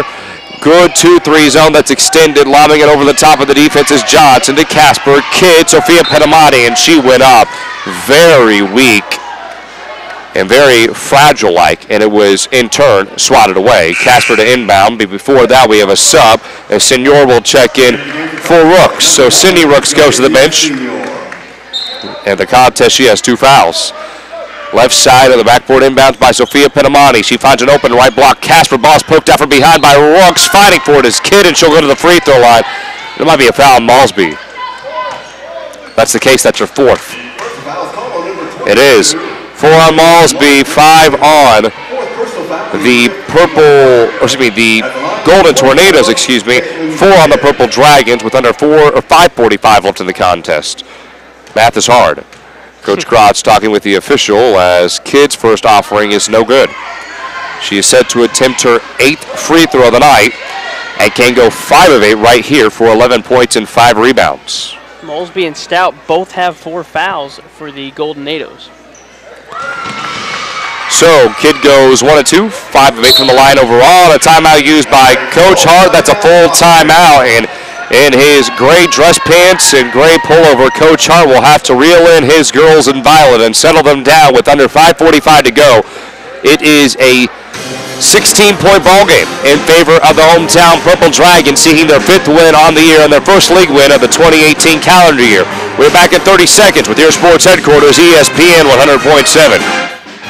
Does your current checking account pay you up to $15 per month? With Common Sense Checking at University Bank, you can earn up to $15 per statement cycle, 10 cents for each swipe after the first 15 swipes. Qualifying is so easy. Simply have 1 direct deposit or auto payment plus 15 debit card purchases each statement cycle and a $100 opening deposit. Stop by the bank for more information about our Common Sense Checking. Then swipe and save. It's convenience that pays at University Bank. Branch GMB. Member FDIC. Stream this online at ESPN 1007. It's been a fun crowd here inside of Pittsburg High School. A lot of young fans enjoying what has been a clash of 2 SCK opponents. The Pittsburg High School girls basketball team leads 52-36 over the Lady Nados of Coffeyville/Field Kinley High School. Avi Sharma shall be right back in our KSHQ studio. Cam Molina with you. Chris Krotz, his first season with the Purple Dragons, seeking his first official league victory. This club did beat Chanute back in December before Christmas break, but it was not an official league game, as the 1-2-1 press, or rather it's more 1-2-2 is in effect for the Purple Dragons, and nearly a travel by Senor in the backcourt for Field Kinley. One-arm bounce pass from Holman, left wing 2 read, contested 3-pointer by Casper. Zoe Pitamani is unable to grapple the board, and as she poked it up in the air, it's Casper who ultimately comes up with it. Her 5 rebounds on the night is tied for a team high. Left block, Kidd is able to score. So Caitlin Kidd now 4-6 from the floor, 13 points, 5 rebounds. Spinning away is Holman as she gives it back to Senor, and Senor is having issues dribbling it. She picks it up mid-court, finds Holman again, who dribbles left-handed. High ball screen set by Stout. Holman, right corner, gets it to Malsby. Her right corner 3 is a beeline shot, and the frozen rope skips off the left side of the orange. Rebounded by the Golden Tornadoes. And then Senor tries to go inside, denied. Right corner three back up. And then Stout, the offensive rebound, tries to go right back up and stick it through, but she's unable to. And then there's a foul called, It is on Senor, her first and the team sixth. 54-36 is the score. 4:40 left in the ball game. Near side elbow is Kidd. She looks left ring. Johnson outside the ring shoots the straightaway trifecta. No. So Johnson drops to 0-3 from deep. Ball's rebounded by Sophia Penamani. And after the offensive rebound, Kidd leaves it short on an 8-foot jump shot. She drops to 4-7 from the floor on the night. Matlock set to check in. She has 6 points, 5 rebounds. She is again tied for the team high in rebounds, much like Casper and Kidd. Left corner three, no. And the magic that this Coffeyville team had from deep has completely dissipated as everything has been just boulders tossed up. And as I say that, it's Chelsea Holman who pulls up at a free throw line 2, and the momentum of the ball stops on the back iron and falls through. Zoe Pinamani takes a dribble outside of the horseshoe and outside the arc. It's Kidd to Johnson, right back to Kidd, free throw line, pops the 2, short. And Rooks brings in her 4th board of the night following the miss, and 50% shooting on the night is Kidd.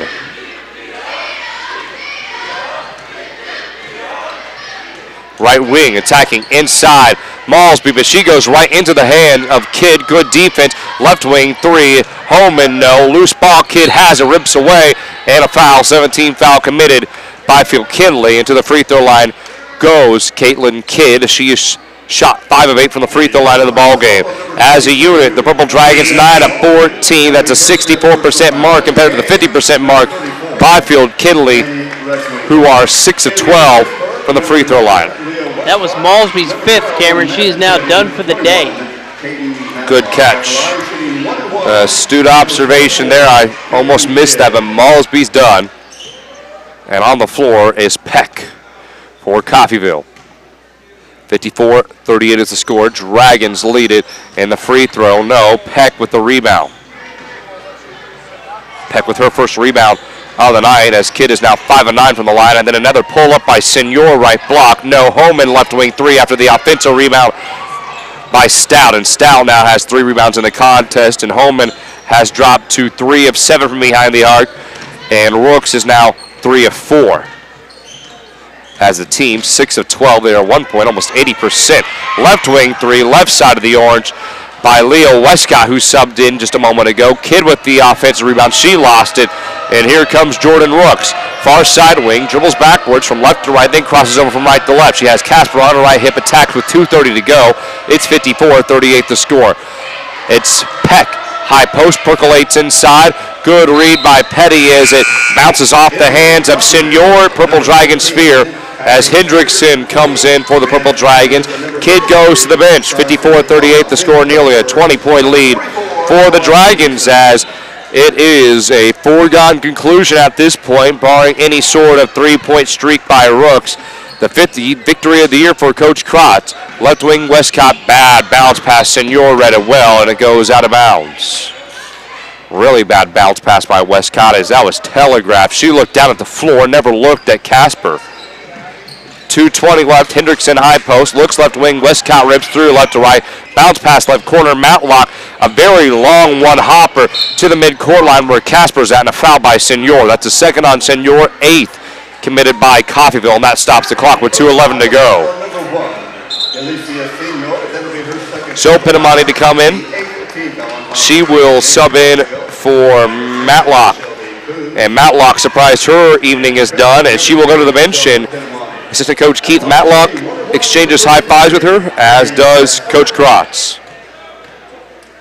Casper with her knees juxtaposed, sets, fires up, and converts.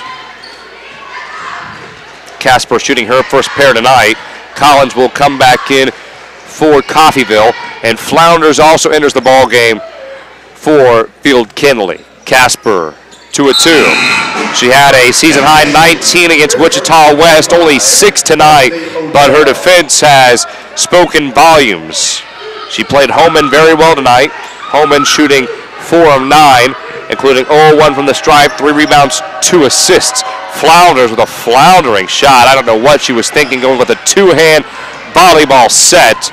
That was an air ball. Odell finds Westcott, and her shot is blocked. Actually, I don't even think it was blocked. She just pushed it off the heel of her hand, and on the break, cutting through the middle of the key is Coons. Coons cannot catch up to it, and a turnover by Field Kinley.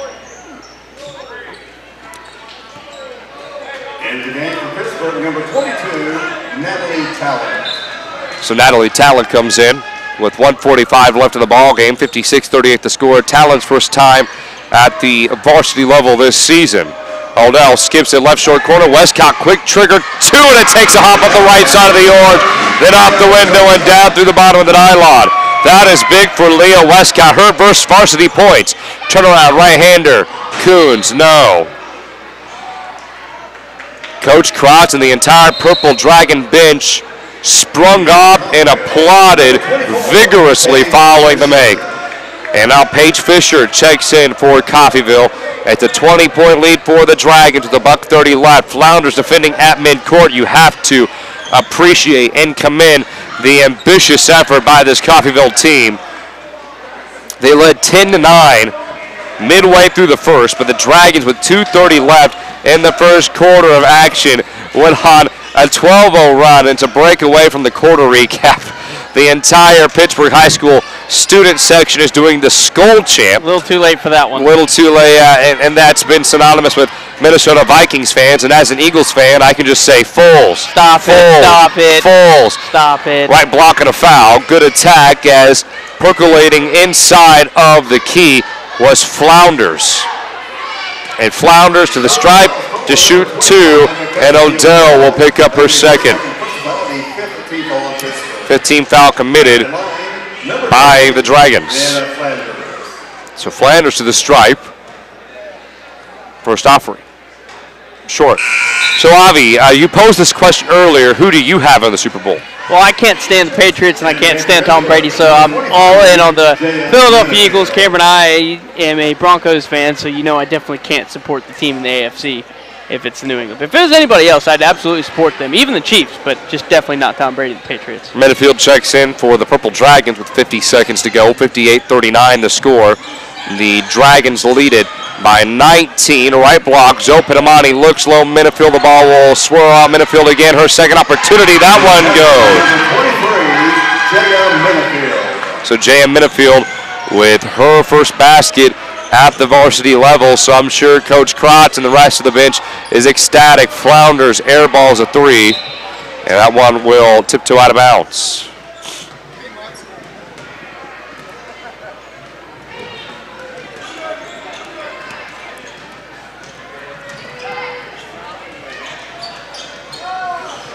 Ella Hendrickson scores. The basket by number 44, Ella Hendrickson. 62-39 is the score. Dragons lead a right wing 3. 10 seconds to go. Offensive rebound. Does not go back through. Rebound by Zoe Pinamani. And Coach Krotz wants Zoe Pinamani to pull up. Zoe Pinamani with her head down dribbling. Doesn't see. And Minifield trying to beat the shot clock. Does not convert. Final score, 62-39. The Purple Dragons are in their first Southeast Kansas league win under the tutelage of head coach Chris Krotz, and are now 1-4 in league play. And the first win in SEK league play in the 2018 calendar year. Again, final score, 62-39.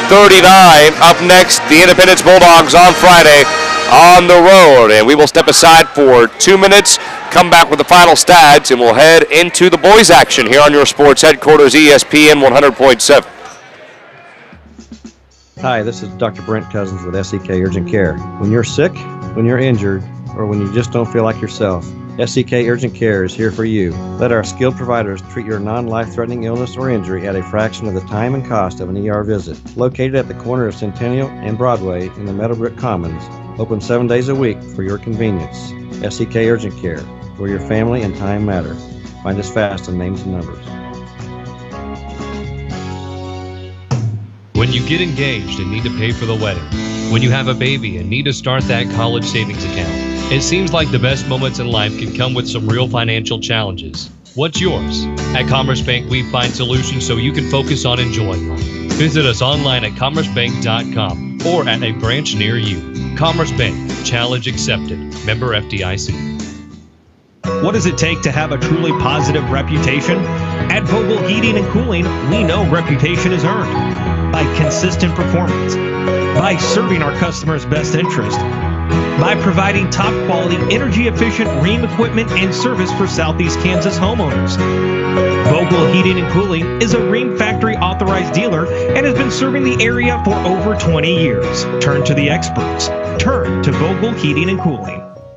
Bittner Motors is proud to announce that it is now Pittsburgh's new dealer for the Hustler line of zero-turn lawnmowers. Hustler has manufactured its trademark yellow mower for over 50 years, with each mower being built right here in the U.S. Hustler combines the innovative American spirit with a do-it-right work ethic to produce the best line of zero-turn mowers on the market. Call Mike Bittner at 620-232-1530 or stop by today at 1018 North Broadway in Pittsburgh to check out the Hustler line of zero-turn mowers. Hustler Mowers, made in America at Bittner Motors, Pittsburgh.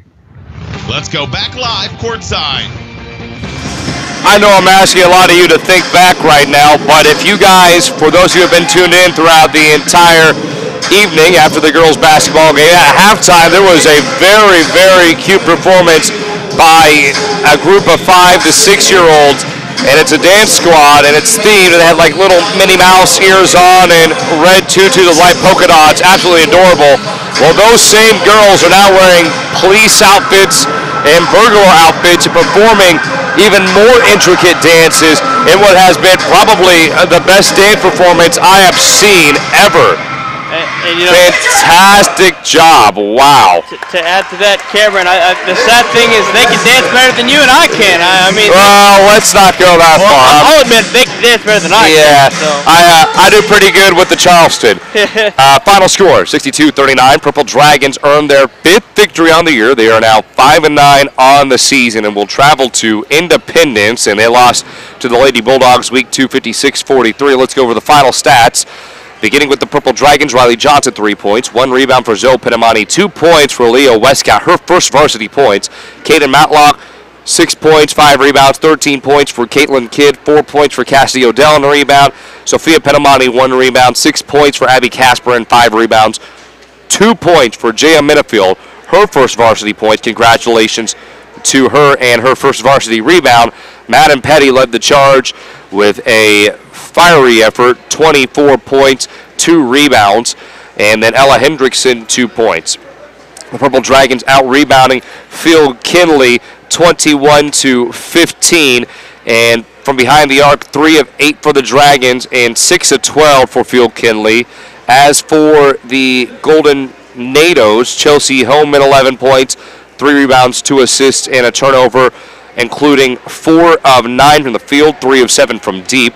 Jordan Rooks, 15 points, 4 rebounds, 3 of 4 shooting from behind the arc, 1 point for Flounders, 4 points for Malsby, including 3 rebounds, and then Sydney Rooks, 8 points, 2 rebounds, 1 rebound for Spear off the bench, and 1 rebound for Peck off the bench. Again, final score, 62-39, and the Pittsburgh High School girls basketball team will go to the road to Independence, Kansas, to take on a very difficult Independence club, and that should be a really fun one there, Avi, as the floors are being tended to right now, and the Coffeyville team is about to stand up and warm up, and with that we will step aside for 2 minutes and introduce you to Pittsburgh High School boys basketball coach Kylie Rolfs in our pregame show.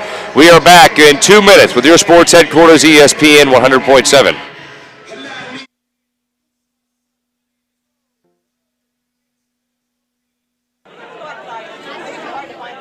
What's the buzz around Community National Bank and Trust? They're talking mobile banking, instant issue debit cards, rewards checking and credit cards, and let's not forget e-power checking, paying better than CD-like rates on a checking account, plus nationwide ATM fee refunds. Get in on the buzz. Community National Bank and Trust, member FDIC. It's a feeling you get the moment you step on campus. It's the knowledge that you become part of something more. We're a family of crimson and gold. Every day we challenge ourselves to achieve more. The reason why we're here is to make a difference. Everybody wants to stand out. Without standing apart. You belong. At Pittsburg State University. What do you want from your bank? Access to my account information on my phone. Security, convenience, and friendly staff. When I call, I want to speak with a real person. I want it all. Low fees, low loan rates, and high deposit rates. What if there was a place like this in your community? There is. Kansas Teachers Community Credit Union with locations in Pittsburg, Fort Scott, Independence, and Coffeyville, serving area residents since 1949. Headquartered in Richmond, Kansas, QSI Quality Structures Incorporated specializes in designing and building complete post-frame buildings. We provide structures built to withstand a 30-pound ground snow load and a 90-mile-per-hour wind shear built to the most stringent codes. Whether you need a garage, agricultural building, commercial facility, or custom-built design, we're your one-stop shop for post-frame buildings. QSI. Everything we do is right on cue. Well, Coach, Pittsburg High School. Coach, last time out, big win against DeSoto, nearly a 30-point victory. Just give me your opinions on the big win at home. Well, I mean, anytime you get one, it's good, that's for sure. And I thought we came out and played well in the first half. I thought the second half was a little, we were just up and down a little bit and just didn't quite do as well defensively as we had done in the first half. But I thought that, the defense been a core for us was a big key in the first half. And I know you mentioned defense, how large it was, but I seem to notice a trend over the last two games against Blue Valley. Closing out of the perimeter was difficult, and then against DeSoto, they shot 7 of 9 from downtown. Can you talk about the perimeter defense and not allowing those outside jump shots? Well, those that you're talking about, most of those happened in the second half the other night against DeSoto, and that's what I meant earlier when I said that, it wasn't as good in the second half. And you hate, it's not an excuse in any way, but when you're up by 20-plus at halftime, you tend to lose a little of that intensity and a little of that energy, and I thought that definitely showed in the second half. And when you do that against a team like DeSoto, they have the ability to get their feet set and knock shots down, and they exploited that on us, and that's what happened. Coach, Trenton Austin started last time out. He's been a great addition off of your bench, but going into the starting fold, he really seemed to supply you with some good sizes at 3/4 position. Can you just touch on his effort last contest? Well, Trent's been playing well, I think, for a while now. I think he's really kind of gotten in the groove, and he's doing a lot of good things for us, especially around the rim, on both ends of the floor. He's finished well on the offensive end, and he's done a pretty good job of getting to the glass and doing the things we need him to do defensively. So he's been playing well recently. Well, Coach, I tend to mention leadership on the court, but also on the bench. It seems that Isaac Leverage, one of your seniors, has done a good job making sure some of your young guys have their head in the game and know what's going on the floor. Can you touch on his play as of late? He had 4 points against DeSoto and gave you some good minutes. Yeah, he has, and I feel like he's been playing well recently as well. And we got a lot of guys on our team that are willing to play their role and do the things that we need them to do well, and Isaac's one of those guys. He really came into the game the other night, and especially in the first quarter there, gave us some good energy off the bench and made some nice basketball plays. And I feel like, we've got a lot of guys that have kind of continually trended upward as we've gone through the season, and that's a good sign. That's something we need to continue.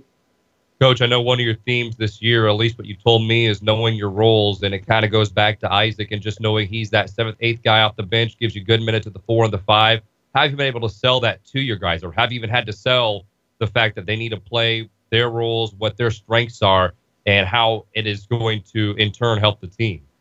Well, it's something you address throughout the season. You talk about on and off, and, a big part of it is guys just, buying in, and there's no certain thing you can do to sell it. The ultimate way to sell it is to go out and have success. And fortunately, to this point, we've had quite a bit of success, and that always helps you kind of reaffirm the things that you've been talking about. So, I think our guys have fun playing the way that we play. I think they enjoy playing together, and when those kind of things happen, usually you're going to, good things are going to happen, and things kind of take care of themselves to a certain extent with the type of thing you're talking about, and it makes buy-in a lot easier. Cam Molina currently talking with Pittsburg High School boys basketball coach Kylie Rolls. Well, Coach, you have a lot of top players. I mean, for those who have been able to watch Pittsburg High School the last 2 years between English and Curtis, the way they've been able to battle on the boards is great, including some of your perimeter players. But can you just touch on the effort your guys tend to exhibit when attacking the glass? Well, it needs to be good. I mean, that's, we really stress the defensive end of the floor in our program, and you can defend like crazy for however long you can defend, but if the shot goes up and you don't end up with a basketball, you don't go get a rebound, then it's all for naught. And that's a very important part of the defensive end. It's something we always have stressed in our program. And then you can go down to the other end, and nights when you're not shooting the ball well, if you're rebounding well, you have a chance to get those back. And offensive rebounds usually lead to some easier baskets, higher percentage shots, if you will. And so, fortunately, we've been pretty good at that at this point this season, and we'll definitely need to continue that moving forward.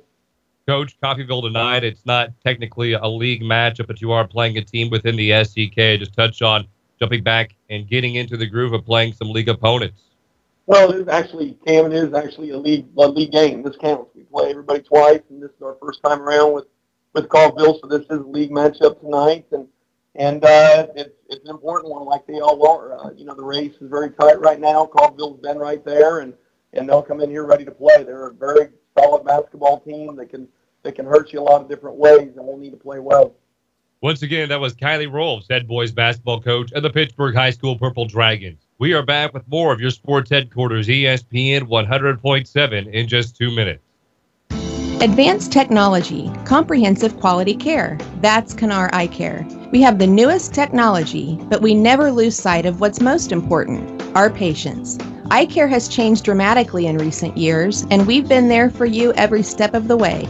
At Canar Eye Care, patients spend time with doctors. Total eye care, from contact lenses, including bifocal contacts, treatment of disease, and surgical co-management. Canar Eye Care, the clear choice. Find them fast in names and numbers. Are you tired of all those confusing checking account options? The Kansas Teachers Community Credit Union makes your choice simple. We only have one option. Our checking account has no monthly fees, and if you maintain a $2,000 minimum balance, we pay you interest. Get the Credit Union Advantage at 416 North Broadway or call 620-231-5719 for more information. Deposits are federally insured by NCUA up to $250,000. Does your current checking account pay you up to $15 per month? With Common Sense Checking at University Bank, you can earn up to $15 per statement cycle, 10 cents for each swipe after the first 15 swipes. Qualifying is so easy. Simply have one direct deposit or auto payment plus 15 debit card purchases each statement cycle and a $100 opening deposit. Stop by the bank for more information about our Common Sense Checking.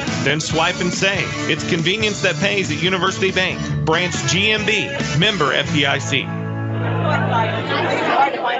What's the buzz around Community National Bank and Trust? They're talking mobile banking, instant issue debit cards, rewards checking and credit cards, and let's not forget e-power checking, paying better than CD-like rates on a checking account, plus nationwide ATM fee refunds. Get in on the buzz. Community National Bank and Trust, member FDIC. Let's go back live courtside. 5 minutes left until tip-off inside of Pittsburg High School's main gymnasium as Kylie Rolls and his 9-3 Purple Dragons look to square off in an SEK tilt against Tyler Thompson's Field Kinley Golden Tornadoes on your sports headquarters, ESPN 100.7. Avi Sharma to my right, Shelby White back at our KSHQ studio, Cam Molina with you. Before we delve deeper into tonight's contest, I know you wanted me to say something on air. This is breaking news for those of you who are driving home right now, do not have access or should not be looking at their phone and are not listening to a different radio station or a sports talk station. We appreciate having you on here, but Alex Smith, the quarterback for the Kansas City Chiefs, has allegedly been shipped off to Washington, D.C. in a blockbuster trade. No specifics have yet to be revealed, but Alex Smith will no longer be the Chiefs quarterback, to the dismay of some and to the joy of some as well.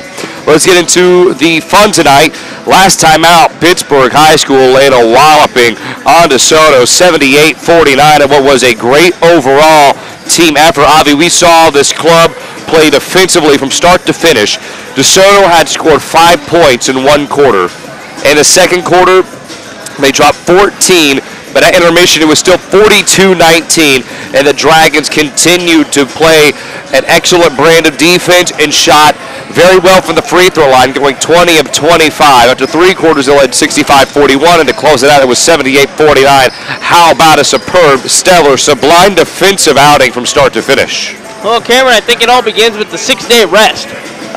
These boys and girls had a tough time at the Border Classic. They fought great teams. Both of them ended up losing to Blue Valley Northwest. I tell you, that was probably the best team I saw all around. All 12 players, 6 foot tall.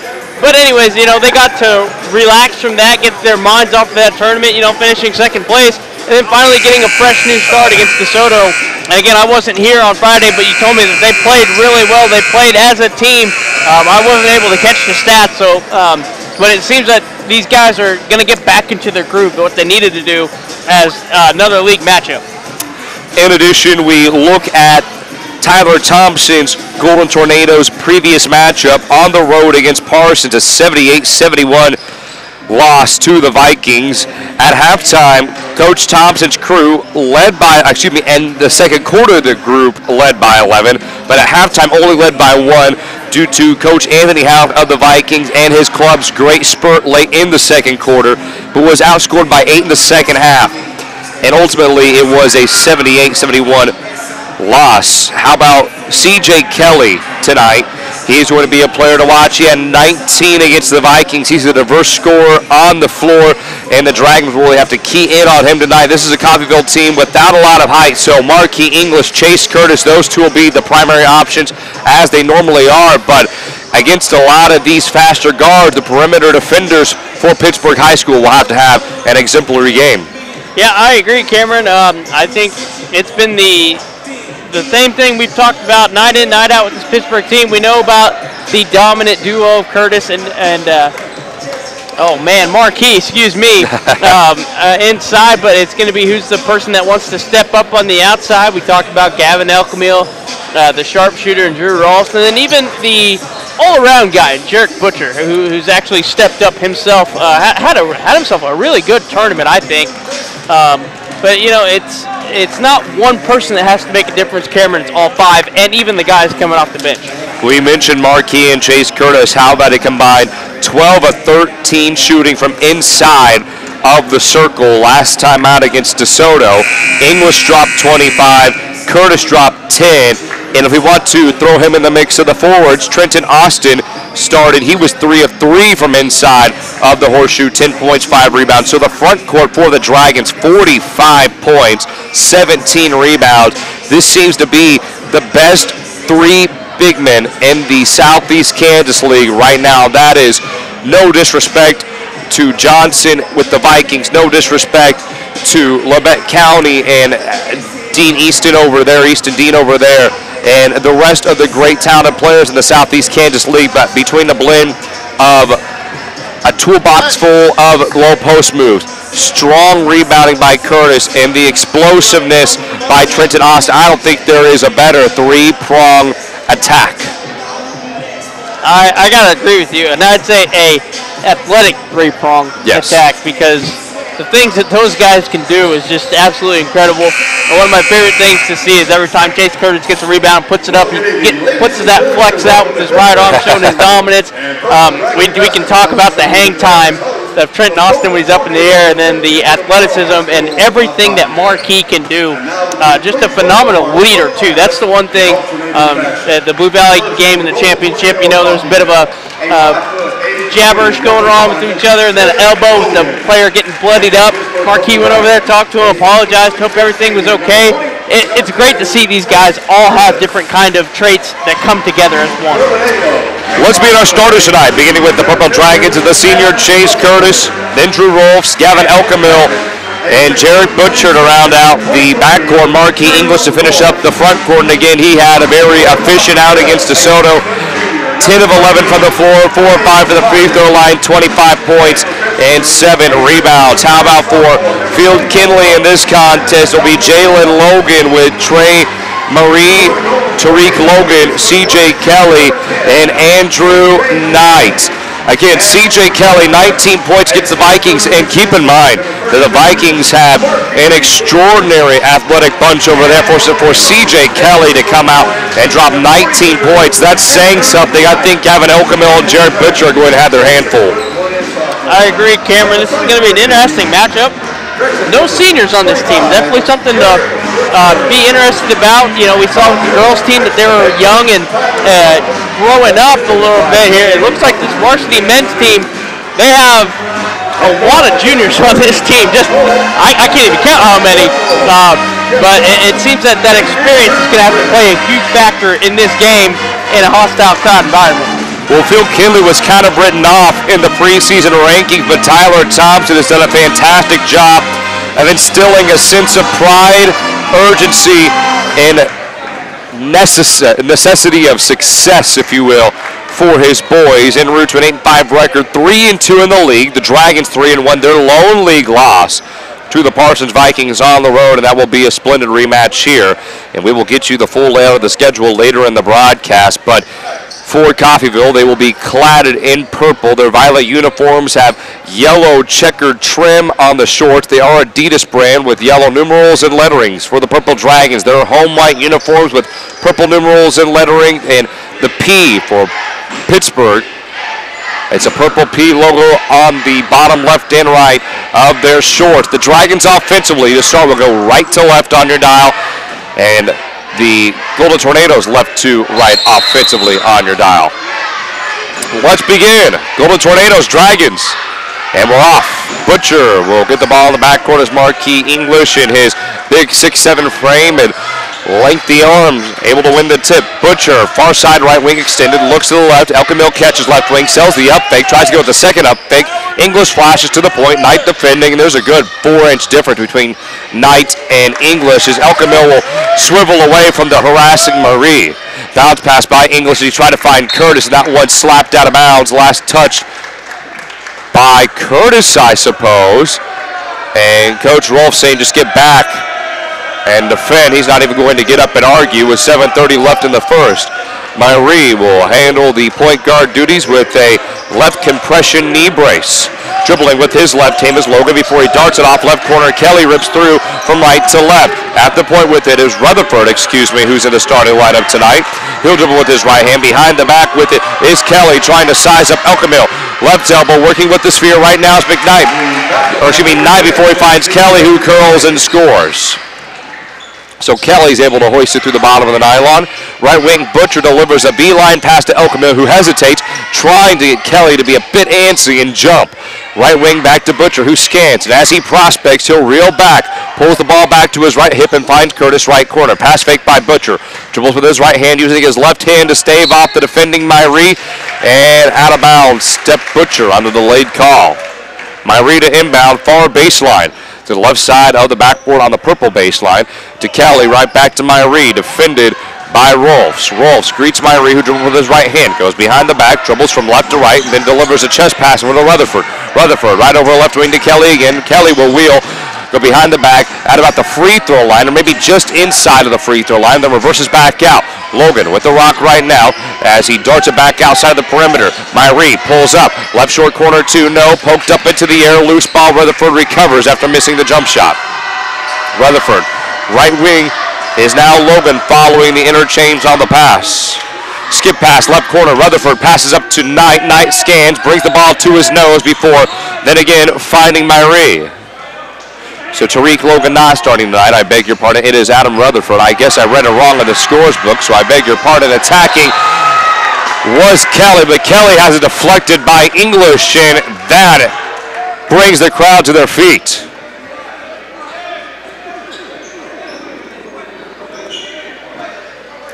And Coffeyville not charging in blindly. They're going with a very methodical, very conservative approach.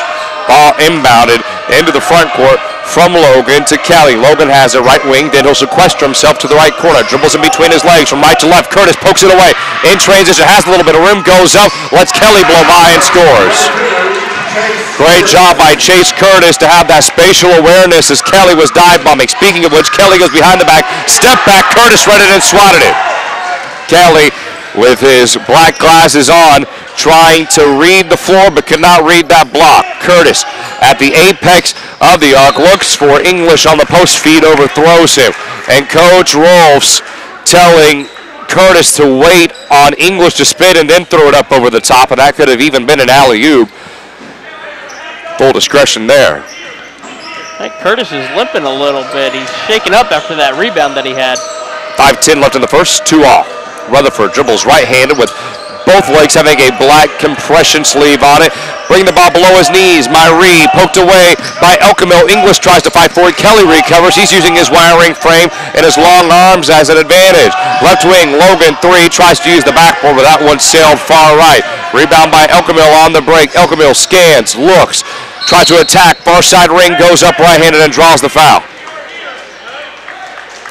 And Coach Rolls raises his left hand that makes a 0 with his right hand, so 50, if you will, is what I'm thinking is implied, and it will be an inbounds play. An awkward triangle set, and now it's being called a foul on Knight. Oh, wow, that's really late. I didn't hear a whistle blow at all. So Butcher to inbound, 2 all to score.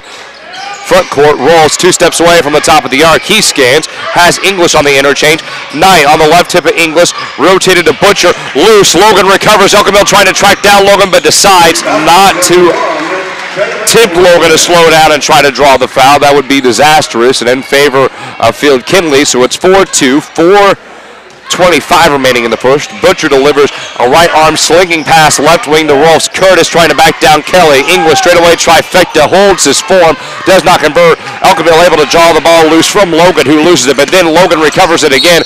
Myrie and English fights for it, and it's last touch by Myrie. It will be Purple Dragon basketball as the sphere sails out of bounds. The Purple Dragons only 2 shot attempts to start. Midway through the ball game, and in total, 6 shot attempts between both clubs. Curtis steps through on Kelly, does not convert, and again, another rebound by the crashing athletic Myrie. Curtis drops to 1 and 2 from the floor. Myrie, step back 3 on its way right side of the rim, and Elkamil's there. Elkamil, a willing rebounder, despite being at a guard position. Goes behind the back, sizes up Myrie. He's bumped. Ball poked out by Kelly, recovered by Myrie, skipped it to Kelly. Curtis trying to keep pace with Kelly, and the reverse lay-in goes. Great job by C.J. Kelly, not to settle for the left-handed lay-in. 6-2 the score. Dragons trail by 4 at home with 3:30 left in the first. Rolf, straightaway 3. And it will swirl up, deliver the iron, uses the backboard, and falls through a favorable Dragon hop. 6-5 the score after Rolf's 3. In transition, Logan double clutch, right-handed, no, and there was no challenge by the Dragons. That's what Coach Rolfs is most fired up about. Coach Rolfs barking out power, and asking his team to pass it fast. Curtis at the point, looks left with it. Rolf, he scans for English at the high post. It's Elkamil right wing, his 3. Rebounded by Knight. So Elkamil is now 0 of 1 from deep, attacking Kelly. Right corner, Rutherford loses it, but he grapples it below his knees. He's being harassed by Rolf before he ejects the ball to the top of the key. Good sham guard by Myrie as he attacks left corner. Kelly, his 3, and air ball. Elkamil luckily turned around and saw it. Rolf did not see it at all. Elkamil with 3 rebounds now. On the break, 3-pointer, good. And Jared Butcher cans that one.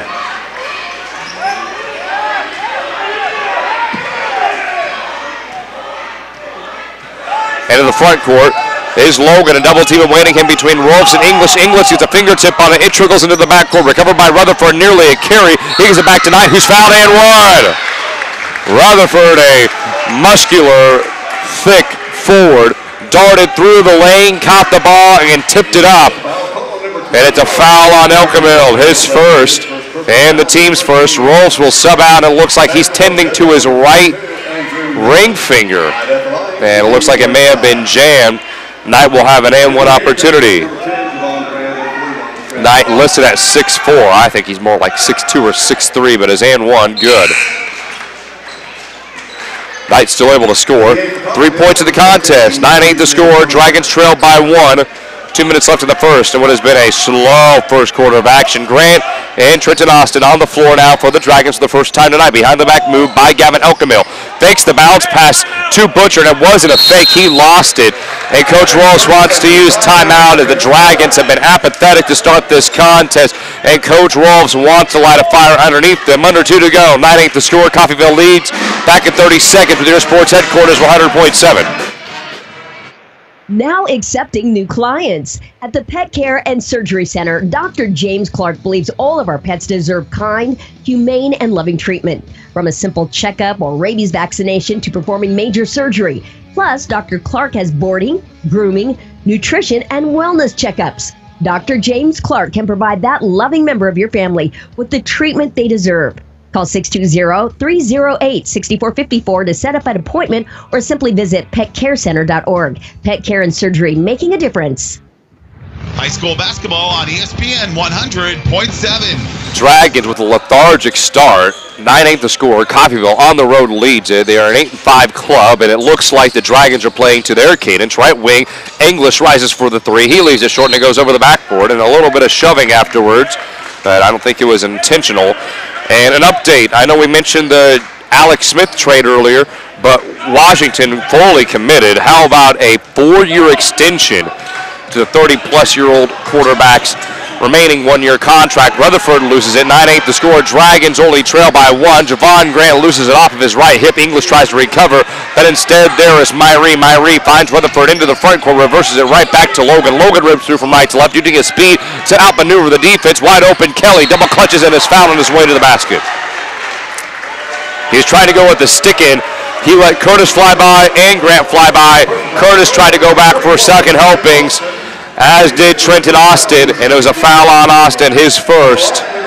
1:15 left in the first quarter of play. First free throws on the night for Kelly, and his first offering ricochets off the window and drops through. Butler will sub out, or Butcher, subs out. Rolfs comes in, and Rolfs wants to know who his mark is. Austin, Rolfs, English, Grant, Curtis on the floor for the Dragons. Kelly, Rutherford, and now into the ball game as Kelly goes 1-2. TJ Turner also in for Field Kinley. No look pass by Grant. Left block. Austin cannot finish the reverse. That was a tough finish, but you have to be able to knock that down. Right corner, Kelly on an island, decides not to shoot. Left wing, Rutherford. He decides to hoist it up, and it's short. Curtis, first rebound of the night. Under 60 to go. Grant dribbles with his right hand. The freshman scans. English was wide open. Turner was trailing. Myrie also on the floor for Field Kinley. Austin goes right shoulder, right hand hook good over Kelly, using his size advantage to score. And this big set has really helped the Dragons. Not only are Austin, Curtis, and English big, but they're diverse in the ways they're going to hurt you. Left wing, Kelly, no wasting of the time, and when he tried to dart a pass to an open Turner. Left corner with it is Rutherford. Curtis reads it, steals it, 20 seconds left, and then Curtis airmails it. He thought he was going to have English running towards the near sideline, but English tried to stay inside within the boundaries of the lane in the backcourt. Kelly, 9 seconds to go, wants to go to work, defended by Curtis. Kelly, ISO, goes, attacks, right-handed, scores, no, yes! Austin lobs it up, and that is the end of the first quarter. The shot did not go in.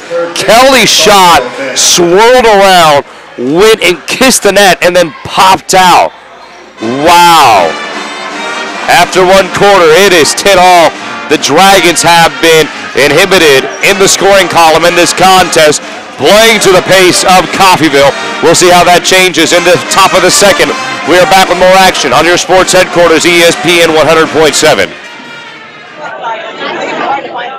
What's the buzz around Community National Bank and Trust? They're talking mobile banking, instant issue debit cards, rewards checking and credit cards, and let's not forget e-power checking, paying better than CD-like rates on a checking account, plus nationwide ATM fee refunds. Get in on the buzz. Community National Bank and Trust, member FDIC. High school basketball on ESPN 100.7. If you are just joining us on the dial, we welcome you to Pittsburg High School. This is ESPN 100.7's coverage of Pittsburg High School Athletic. Dragons tied right now, 10-10, with Field Kidley. Tyler Thompson's group enters with an 8-5 record. If you want to watch our live stream, join us at ESPN100.7.com. Let's begin the second quarter. Logan delivers a beeline pass to Knight. It's off the fingertips of Knight. It goes out of bounds. 10-all the score. The Dragons pretty lethargic in the first quarter. Their offense seemed to really stymie several times, and no one seemed to be comfortable with the basketball. A lot of athletes on this Coffeyville team. 7:45 remaining in the half. Grant goes with an in-and-out move with the right hand, crosses over a couple times, not even trying to size up Logan. I don't know really what he was doing. There was no penetration as Curtis catches it left block. He can't finish with the right hand. Austin tips it up with the right hand, trying to come up with the offensive rebound, but it's Logan instead, his second rebound of the night. He looks for Kelly, who's cutting from the left wing. Kelly cannot save it. Logan overthrew him. Curtis now 33% from the floor after that miss. Grant mishandles the basketball momentarily in the backcourt. He looks for Austin, right block, defended well by Nye, who's, again, a bulkier defender, and moving Austin out of the way. Curtis at the apex of the arc, crossing over as Grant. He thought he had Rolfs. Good defense by the recently subbed in. Actually, I don't even have his number on my stat sheet. Whoever number 4 is, I would imagine it's Tariq Logan. So Logan with some good defense, we'll say. Rolfs, left wing on the move. His three short off the lip of the iron, recovered by Javon Grant on the rebound. Grant skips, left wing, Rolfs. He tries his luck again. Austin tips it up, but it's recovered by Kelly. So Rolfs misses 2 threes on that last possession to go 1 of 3 to start. Right block, no. Rebounded by Austin, his first rebound of the night.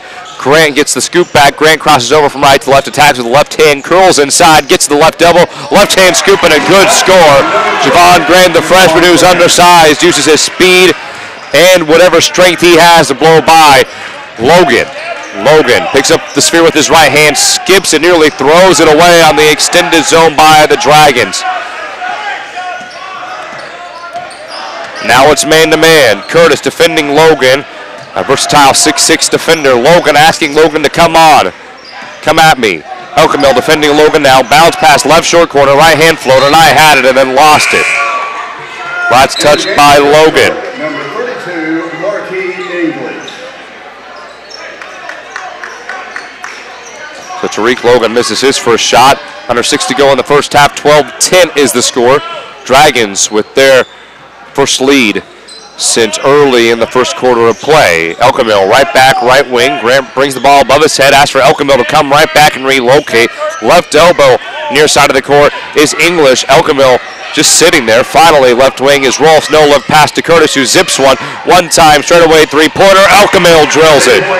Elkamil now 1 of 2 from deep. He has 3 points and 3 rebounds. 15-10 to score. Keep in mind, last time out, Coffeyville led by 11 against Parsons as a foul is called against Curtis, his first and the team's third, as Curtis tried to read the pass and jump the passing lane, but he bumped in to Myrie. But keep in mind, Coffeyville led by 11 against Parsons last time out and then lost by 7. Dragons lead by 5. Logan attacks. Grant pokes it out from behind. Elkamil right there. He reaps the benefit of Grant's defense. Grant attacks, and he runs right into the chest of the defending Logan. It's a foul on the floor. Number 4, J.J. Morton. So fouls on J.J. Morton, not Tyreek Logan. Excuse me. I don't even have him on my roster. Wow. Regardless, J.J. Logan with the foul. His first. Grant, top of the key, three-pointer off the inbound. Curtis with the offensive rebound. And a foul. The personal foul is called on number 10, C.J. Kelly. So C.J. Kelly commits his first. And a third-team foul on Coffeyville.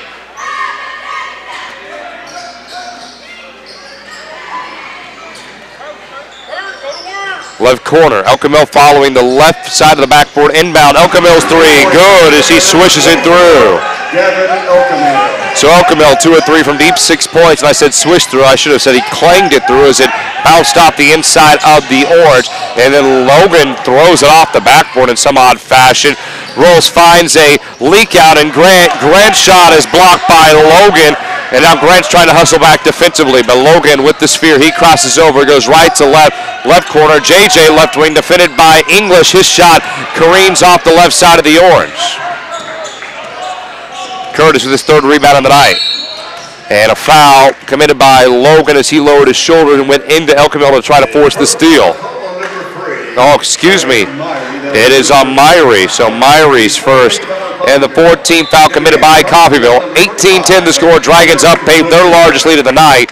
And through the first 3 minutes, 41 seconds of this second quarter, the Dragons have been on an 8-0 run. Elkamil looks low for English. It's deterred right back to Elkamil. And Elkamil steps out of bounds. Good defense by Coffeyville. 4:14 left in the half. A near side inbound by Jalen Logan. He has Myrie to his left in the backcourt, and here comes the press. It's a half-court trap now as English fades back. Elkamil right there. Now Rolf steps up. Good pressure. Butcher defends right corner. Kelly looks for the cutting knife. Power dribble goes up right-handed high off the window and scores. Andrew Knight waited for the defense to blow by. Very, very patient with the defense developing, and Knight took advantage. Under 4 to go in the first half. 18-12 the score. Dragons up 6. Their largest lead of the night. We are back in 30 seconds with your sports headquarters, ESPN 100.7. I had no idea you did that. That's what I said when I learned CDL does more than just electrical work. Like plumbing, heat and air, security cameras and alarms, generators, solar panels, even signs for my business. CDL really is one company that has a solution for about everything in my home and business. Learn more at cdlsolution.com. Let's go back live courtside. Dragon boys seeking their 10th victory of the year. They want to hit that double-digit echelon badly, leading Field Kinley 18-12 midway through the second quarter of play. Ivy Sharma shall be right back at our KSHQ studio. Cam Molina with you. Rolf's left wing dribbles with his right hand. Pick and roll. English goes up right-handed. He cannot score. English has been abnormally quiet tonight. He has no points. Offensive rebound, and English is able to score. So just as I say that, oh, correction, no, it is Curtis who scored. I thought I was right initially, but English missed the first shot, and then Curtis followed up, saved it, and scored, and then a foul, or rather out of bounds, by Coffeyville after an airballed shot. So, theoretically, the Patty Mahomes era starting in KC as Alex Smith has been traded for what has been described as a second-round draft pick traded to the Chiefs from Washington and possibly more, as English now gets to the scoring column. He's 1 of 4 from the floor, 2 points, as I'm really rushing it right now. 22-12 to score and a 3 to go in the half. 10-point lead for the Dragons, their largest of the evening. Myrie defended well by Rolfs. Left-hand scoop right back to the defending Kelly as he tries to squeeze a pass in between 3 Dragons. Logan left wing, double clutches, goes up left-handed, no. Jalen Logan now 1 of 3 from the floor after the rebound by English. He tried to force the issue. It's a turnover, and speaking of turnovers, Knight tried to push it up, and Kelly could not grab it.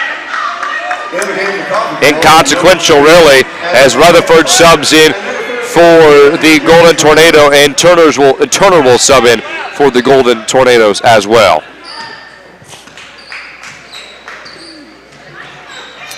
Butcher dribbles left-handed, crosses below his knees, looks backside. English on the alley-oop attempted. He'll just tip it in. Good read by Butcher. He sold it entirely. The defense shifted over. English curled, and a beautiful feed by Butcher. 24-12 the score. Dragons up 12, and what has been a low-scoring affair. Curtis defending well against JJ. JJ dribbling with his right hand with his blue Nike shoes. Rutherford dribbles with his right hand, delivers a dart right corner. JJ head fake. And after JJ sold the head fake, he sequesters himself right block. Myrie trying to size up Elkamil, and Elkamil with the hand check, and Elkamil not appreciative of the call. His second and the team's 4th. Austin will sub in. Elkamil subs out, and Elkamil says, I have 2, and he can come back and play, and Coach Rolf says, that's all right, 2 minutes to go, we'll get you back in. Up 12 right now are the Dragons at home. English defends well against JJ outside of the horseshoe. Bounce pass to a cutting Turner. He goes up right-handed, an awkward shot. Ricochets off the backboard and goes through, but TJ Turner hung in the air, kicked out his right foot, and then absolutely smeared it off the glass. Turner tries to defend Austin. He goes to the power dribble and draws a foul. Austin not shying away from contact. Far side block. Muscled his way to the rim, and it's a foul on Rutherford, who was mismatched by almost an entire foot. Sending at his knees. Austin, he struggled from the free throw line against DeSoto. I believe it was against DeSoto. He went 4 of 10 from the stripe, and now he's 0 of 1 in the contest. He'll have a second offering. He brings the ball to his waistline, takes 2 dribbles below his knees, then twirls the sphere in his hands, and he goes 50%. Pressure in the backcourt. A lot of pressure in the backcourt, and a foul. And a timeout is used, by Coach Thompson. With 1:39 left in the half, it is 25-14. We are back 30 seconds with your sports headquarters, ESPN 100.7. Hi, this is Dr. Brent Cousins with SEK Urgent Care. When you're sick, when you're injured, or when you just don't feel like yourself, SEK Urgent Care is here for you. Let our skilled providers treat your non-life-threatening illness or injury at a fraction of the time and cost of an ER visit. Located at the corner of Centennial and Broadway in the Meadowbrook Commons, open 7 days a week for your convenience. SEK Urgent Care, where your family and time matter. Find us fast on names and numbers. Let's go back live courtside.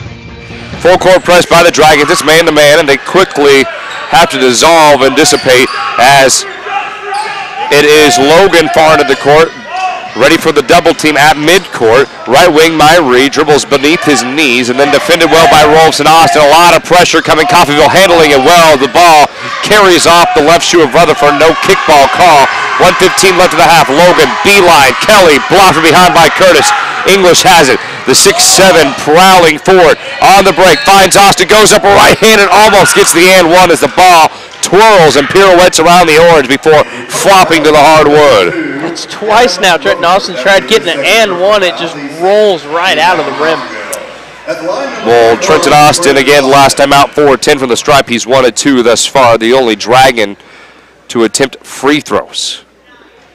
Austin's first offering to the right of the backboard. Karam's off. Knight subs in. Rutherford will come out, as Austin will have a second shot here at this free throw line sequence. Takes 2 dribbles below his knees, twirls the ball in his mitts, and that one also shakes off. Not a good effort so far for Austin. 25% from the stripe. Logan about to cross the timeline.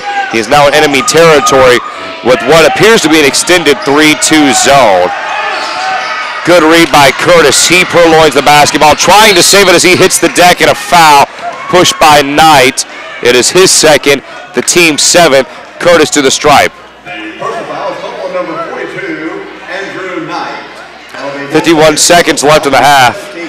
25-14 the score. The Dragons up 11 and a chance to extend it here with the 1-1. And Chase Curtis against DeSoto, 4 of 5 from the charity stripe. And against Blue Valley Northwest, 1 of 6. Some inconsistencies, but if we're going to, I beg your pardon, if we're going to refer to the latter, or rather the former, he had a pretty good outing as he knocks down his first. He'll have a second one awaiting him as he sets waist level, takes 2 dribbles, brings his elbow inside a shooter pocket, does not go. Rolfs tips it back, and the rebound by Turner, his second of the night. High post is Turner for this extended zone. Left wing, Myrie's 3, no. Curtis with the rebound as he skied through the air. And the Dragons daring this bunch to shoot, and they have not shot much at all tonight. As English in the right corner completely fakes out Myrie, who has to turn around and come back to help defend. English with a beautiful pass fake. Rolf goes in between the legs, defended by Kelly, dribbles with the left hand. 15 seconds to go, 26-14 to score. Butcher trying to shake off Logan. Does not want that 5-second call. 10 seconds left. Flashing up. Austin. He looks backside for a posting up Curtis. Coach Rolfe barking out his orders. 4 seconds backside. Austin can't get the alley-oop. Kelly, 1 second left. Needs to hoist it up. It doesn't matter. Coach Rolfe's absolutely irate with the lack of execution down the stretch and is quickly ushering his boys into the locker room. 26-14 at the break. The Dragons with an uncharacteristic first half of scoring, but this is in favor of Coffeyville, who has played an outstanding brand of defense. But on the same token, the Dragons have matched that intensity as well. We'll be back with the halftime report here in just 2 minutes on your sports headquarters, ESPN 100.7. Hi, this is Dr. Brent Cousins with SEK Urgent Care. When you're sick, it's a feeling you get the moment you step on campus. It's the knowledge that you become part of something more. We're a family of crimson and gold. Every day we challenge ourselves to achieve more. The reason why we're here is to make a difference. Everybody wants to stand out. Without standing apart. You belong. At Pittsburg State University.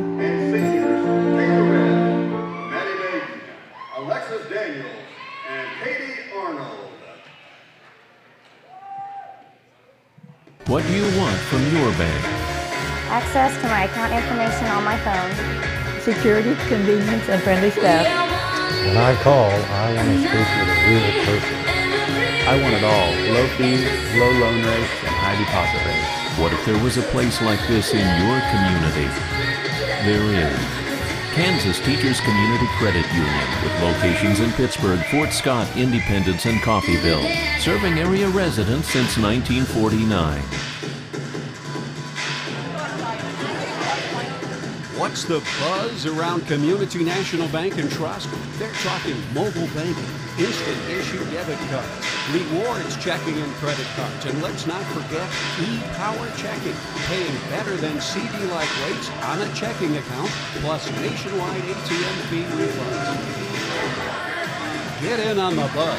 Community National Bank and Trust, member FDIC.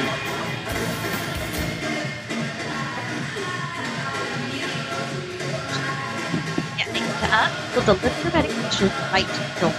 Lindbergh Pharmacy now gives patients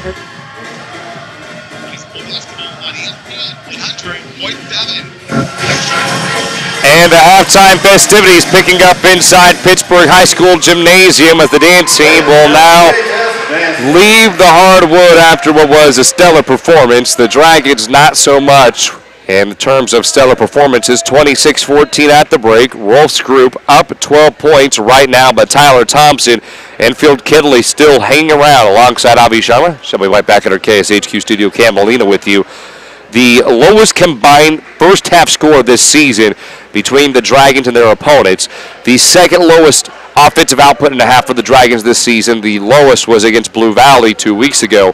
But Avi, the struggles offensively for the Dragons do not stem from the lack of efficiency from the floor, but just shots in general have not been taken. It's either been a turnover or a foul or just good defense by Coffeyville. Yeah, and if it's the shots that have been taken, Cameron, they're tough shots. I mean, the PHS is just doing not the best of jobs finding the open shots that they normally do. I mean, we saw it at the end of the half right there, the normal alley-oop play that we're used to seeing. That play wasn't even effective as Coffeyville sniffed that thing out immediately. It seems that the game plan's got to change up for a little bit here for PHS.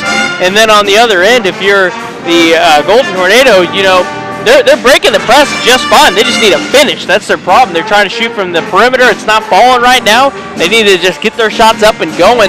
And then PHS, I would say, I know Coach Rolfes isn't too happy, and he's letting his boys know it right now in the locker room. They're gonna play a better second half. I think that goes without saying. Let's go over the first half stats. Curtis 5 points, 5 rebounds.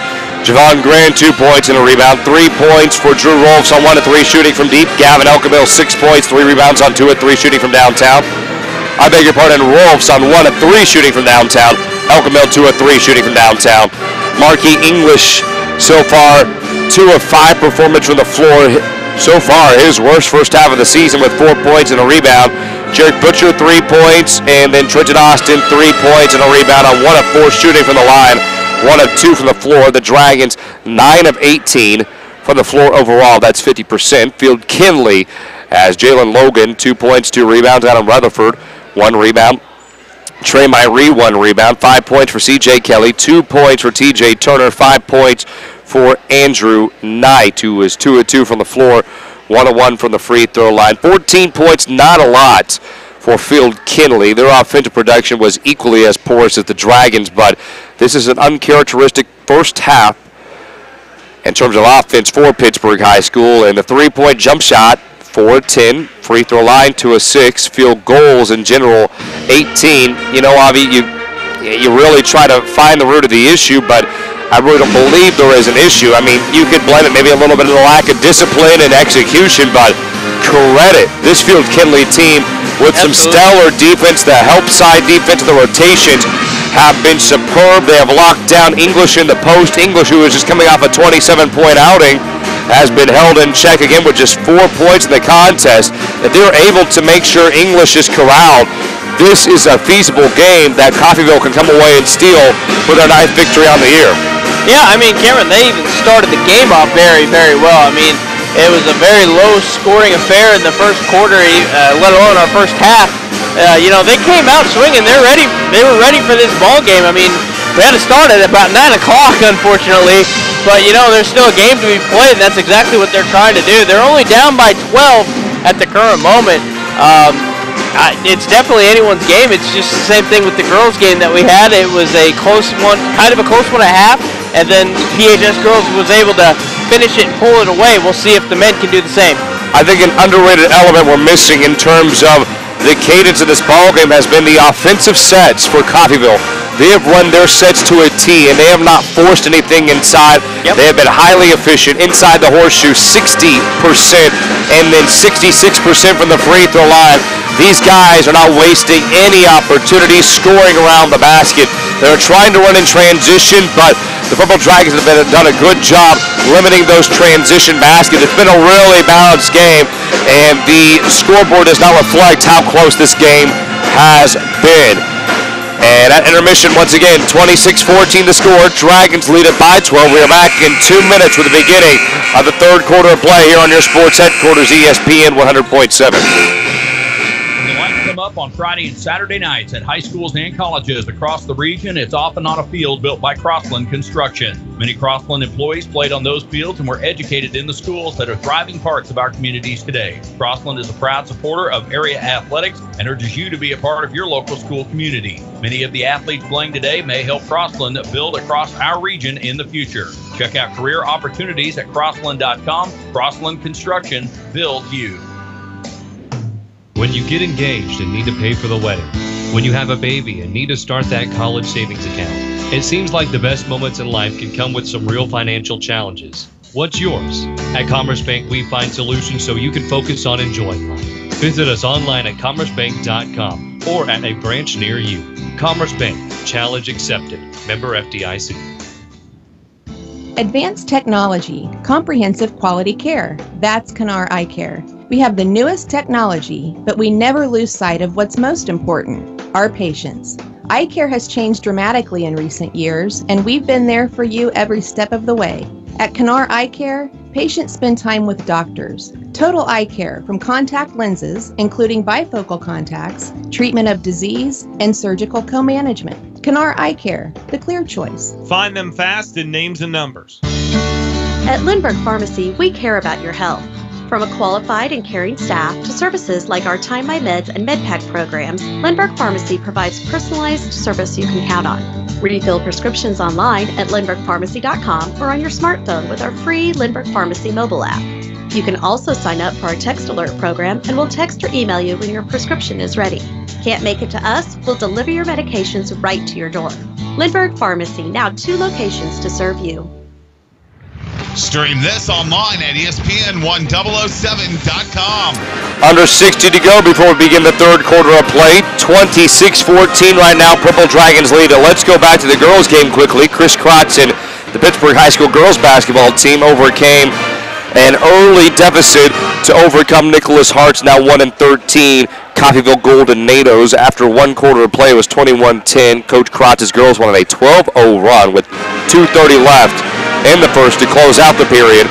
Led at halftime by 14 and into the game, winning 62-39. The game's tonight starting late, Avi, because of at the time, at first glance, a threatening situation in which there was a suspected live shooter in the Coffeyville area, so it was a soft lockdown of all the schools in the Coffeyville district, and Phil Kinley was one of those, so they were delayed, and there was rumors of potentially delaying this game, which it did happen, and then potentially postponing it until tomorrow, but fortunately enough, no one was harmed, no one was injured, and we have a fun game tonight as we begin the third quarter. Butcher crosses over from right to left, looks for English inside the right ring, goes, lowers his left shoulder into Knight, and that is Knight's third. Knight was still shuffling, but English leveled him. Knight just, his whole body just went limp. Butcher to inbound, near baseline. Scans, pass fakes, looks in the backcourt and has Rolfs on your dial. Dragons going to left to right offensively, and Coffeyville will go from right to left. Good read defensively by Logan to get in the passing lane in front of Butcher. English catches left block, goes up through traffic. The ball twirls around and drops through. So that's exactly what Coach Rolfs wants to do. Go to the low post and get the ball to your best scorer. Logan in and out move defended by Butcher, the big middle linebacker for the football team. Right wing Rutherford reverses back out. Good pass deflection by English as the ball trickles to the scorer's table, and after it lunges forward a couple feet, Knight's there to pick it back up. It's a near side inbound in front of the scorer's table for Knight. Into the backcourt, Rutherford right over to Logan. Logan looking to whip the ball out of his hands as he dribbles with his non-dominant left hand. Interchanges or tries to interchange with Kelly. Kelly has to move away, skip past right wing, and a three-pointer on its way. Swirls through from Myree. Myree's first three-pointer and the team's first three-pointer of the night. Right corner, Elkamil looks backside. English goes up right-handed, scores. Great way to parry with Marquis English in the low post. Near side block with the right hand. Lowered his shoulder and was able to convert. Kelly crossing over from left to right. He'd been pretty quiet between the midway point of the second quarter up until now. Rebound by Curtis at the three-point jump shot. Does not fall from Logan. Ball stolen away by Rutherford as English was unable to handle it following the pass from Rolfs. Left wing, Myree, three, stands solid but does not go, and Kelly fouls, jumping over the back of Curtis, who picks up his sixth rebound. Kelly, his second. No, it's on Knight. Wow, 4 on Knight now. Knight is the most imposing post player for this Coffeyville team, so TJ Turner will sub in. And Turner, just a sophomore who stands at 6'2". 6:30 left in the third. 30-17 is the score. Dragons lead it by 13. Right wing Elkamil. He'll jab right, go left. Hesitation goes with an in and out in between the legs.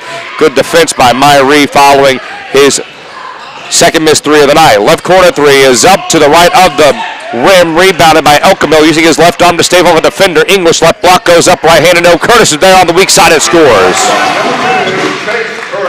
Great job by the Dragons, not settling nor giving in. Curtis now 7 points, 7 rebounds.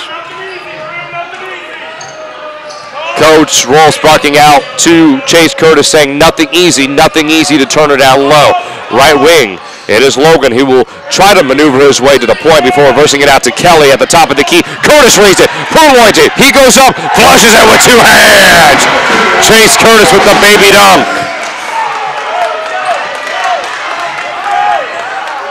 He's more of the reserved, I'll lay it up, take the high percentage shot guy, but that time wanted to show out as the Dragons lead 34-17. Elkamil defending Kelly. Turner on the roll scores. Great read by C.J. Kelly, creating for his teammates, takes the leap through the air, right hand flick, and Turner is able to convert. The Dragons are taking advantage of the Coffeyville Golden Tornadoes early on in the third quarter. They have posted 8 points. The Coffeyville Golden Tornadoes just 5. 34-19 to score. Dragons up 15. We are back at 36 with your sports headquarters, ESPN 100.7. No one wants to file for bankruptcy, but a wage garnishment can make it hard to pay the rent, pay the pharmacy, or even feed the family. Bankruptcy can be a viable option to help families cope with unfortunate and unforeseen financial hardship. Call Steve Stockert at Wilbert & Towner, 620-231-5620 for a consultation to find out if bankruptcy is the right choice for you and your family. Call today. Wilbert & Towner, a full-service law firm, 620-231-5620. We are a debt relief agency, helping people find the relief they need in bankruptcy.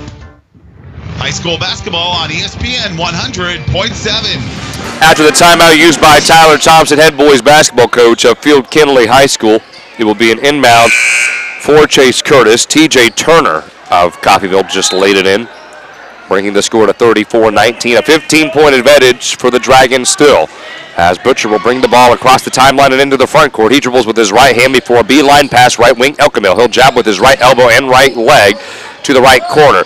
English catches about 2 steps away from the backboard and tries to go with the right hand turnaround. Turner recovers it. Turner attacks. Left hand layup, no. Followed by Kelly, and Rolf is there for the rebound after the miss by Kelly. Elkamil will slow down the pace of the offense. He finds an open English, and it has been an absolute onslaught down low as the ball has been force-fed to Marquis English, and he's just been told to turn and score every time. That has been the case. After 4 points scored in the first half, how about 6 in the third quarter? And then Jalen Logan responds with the right-hand floater. He is now 2 of 4 from the floor. English catches right block, goes straight up, and the Dragons just going to basics. Simple enough.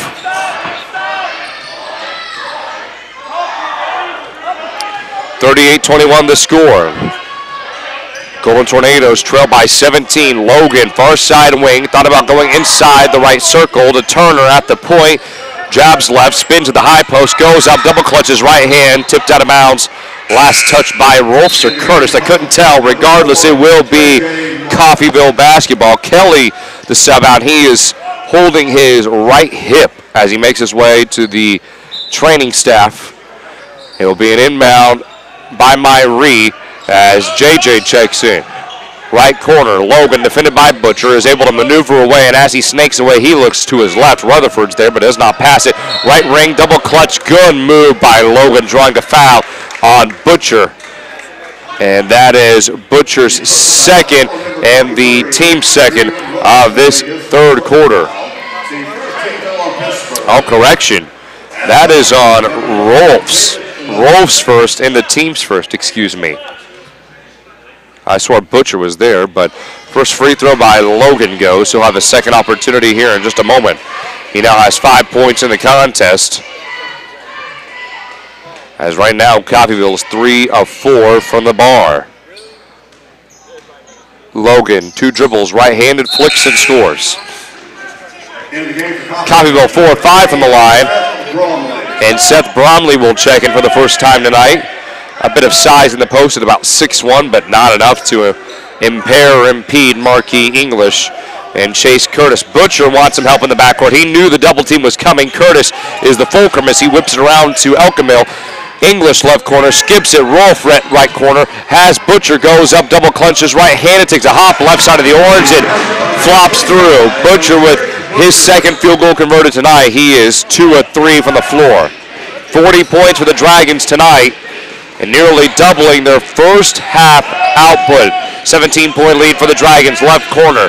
JJ whips it around to Rutherford at the point. JJ releases the basketball to the right wing. Logan's there, high ball screen set by Bromley. Logan trying to go to work. He'll uncork a 3, and as the end sheet 3 goes up, it bounces off the left side of the window, nowhere near the rim, and it goes out of bounds. Last touch by Coffeyville.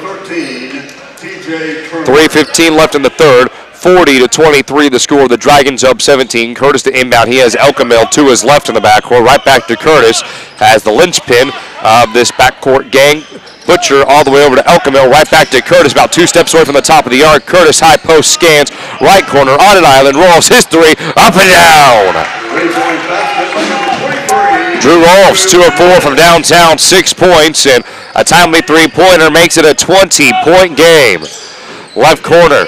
Rutherford dribbles left-handed and crosses over to his right, then back to his left, and then over to his right again as he snakes away. He has a wide-open Myrie who loses the ball momentarily recovers. Left-handed, deflected by Rolfs and English. English saves it, tosses it into the backcourt. Coach Rolfs pleased with the effort, and it gives time for the Dragons to reset defensively. Logan attacks and a foul committed by English, nearly a held ball. I'm going to call that one a butcher, actually. Oh, really? That ball was definitely held by Butcher. I'm not crazy. Regardless, it's on Butcher, his first. Curtis and Butcher sub out as Austin and Grant come in. Backside baseline inbound from Logan, and he throws it into the backcourt, recovered by Myrie, who thought it was going to be a backcourt violation, but he'll dribble with it. 20-point lead for the Dragons. Coffeyville trying to respond. TJ Turner does just that from the left side of the backboard. He converts. With CJ Kelly still being tended to, I believe. I don't see him on the bench. I don't see him with the athletic trainer either. Anyway, he's on the court, excuse me. He subbed back in during the last dead ball. 43-25 the score as Grant attacks, Logan fouls. First foul committed by Logan. Grant to the free throw line to shoot a pair. With 2:10 left in the third, it is a 43-25 game. Dragons have it led by as much as 20 as Grant misses his first free throw. He will have a second opportunity awaiting him. Grant, 2 dribbles with his right hand, spins the ball waist level. And it goes off the flank, and it's recovered by JJ. JJ turns, looks for an open Logan, who zips a pass to a left block open Turner. He looses it off his fingertips, and he wasn't awaiting the pass or wasn't really ready or set for it. Logan, a good look. After the Coffeyville turnover, it's Austin and Grant in the backcourt. Grant trying to size up JJ as his backcourt comrades and Austin and Elkamil lay off. Grant has the ball poked loose. Last touch by Field Kinley. And Grant tells, or rather, Coach Rolfs tells Grant that he needs to get that ball out of his hands. Austin looks deeper into the backcourt, stolen away by JJ. JJ loses it, so nearly a turnover. Coach Rolfs not pleased with the execution. Elkamil and English will come into the backcourt to help. Try to leave some of that pressure. Speaking of ball tipped up, Myrie is able to steal it. Finally, JJ in the backcourt to Logan. Field Kinley with a chance to counterattack. Myrie, left wing 3 off the lip of the iron. Rolfs is there, turns over behind that back pass. Has Grant in transition, and Grant is fouled. Rolfs records his second rebound of the night. And it's a foul committed by JJ. That is the second on JJ. So Grant 0-2 from the stripe. Butcher and Curtis set to check in for the Dragons. They are on the right portion of the scorers table nearest Pittsburg High School's bench. English will come out, as will Rolf. So English and Rolfs will catch a breather. Curtis is in with Butcher. 1:35 left in the third. 44-25 is the score. Grant goes 1 of 2. Offensive rebound by Curtis. He can't push it through. Austin offensive rebound, fighting for it, trying to go with the step back, and a foul by Turner. 8th rebound by Curtis. Flirting with a double-double tonight. Javon Grant 1 of 4 from the free throw line, and he has to be able to convert better as a freshman if he wants to continue earning precious varsity minutes. Austin, his free throw clangs around and then falls through. So Trenton Austin is now 2 of 5 from the stripe. Here's his 6th offering of the night. With under 1:30 left in the third, Austin sets to his chin, flicks, and scores. 3 of 6 from the line, 5 points. It's 46-25. Dragons back up by 20. It is 21 to be exact. Logan dribbles with his left hand, tries to go with an in and out in between the legs from left to right against Elkamil, trying to size up on Grant is Kelly, and Grant forcing Kelly out with his hand straight up. Logan defended by Elkamil. Logan wasting plenty of time with just a minute left in the third. Myrie, head fake and a foul committed by Grant. He was trying to defend Kelly as best as he could.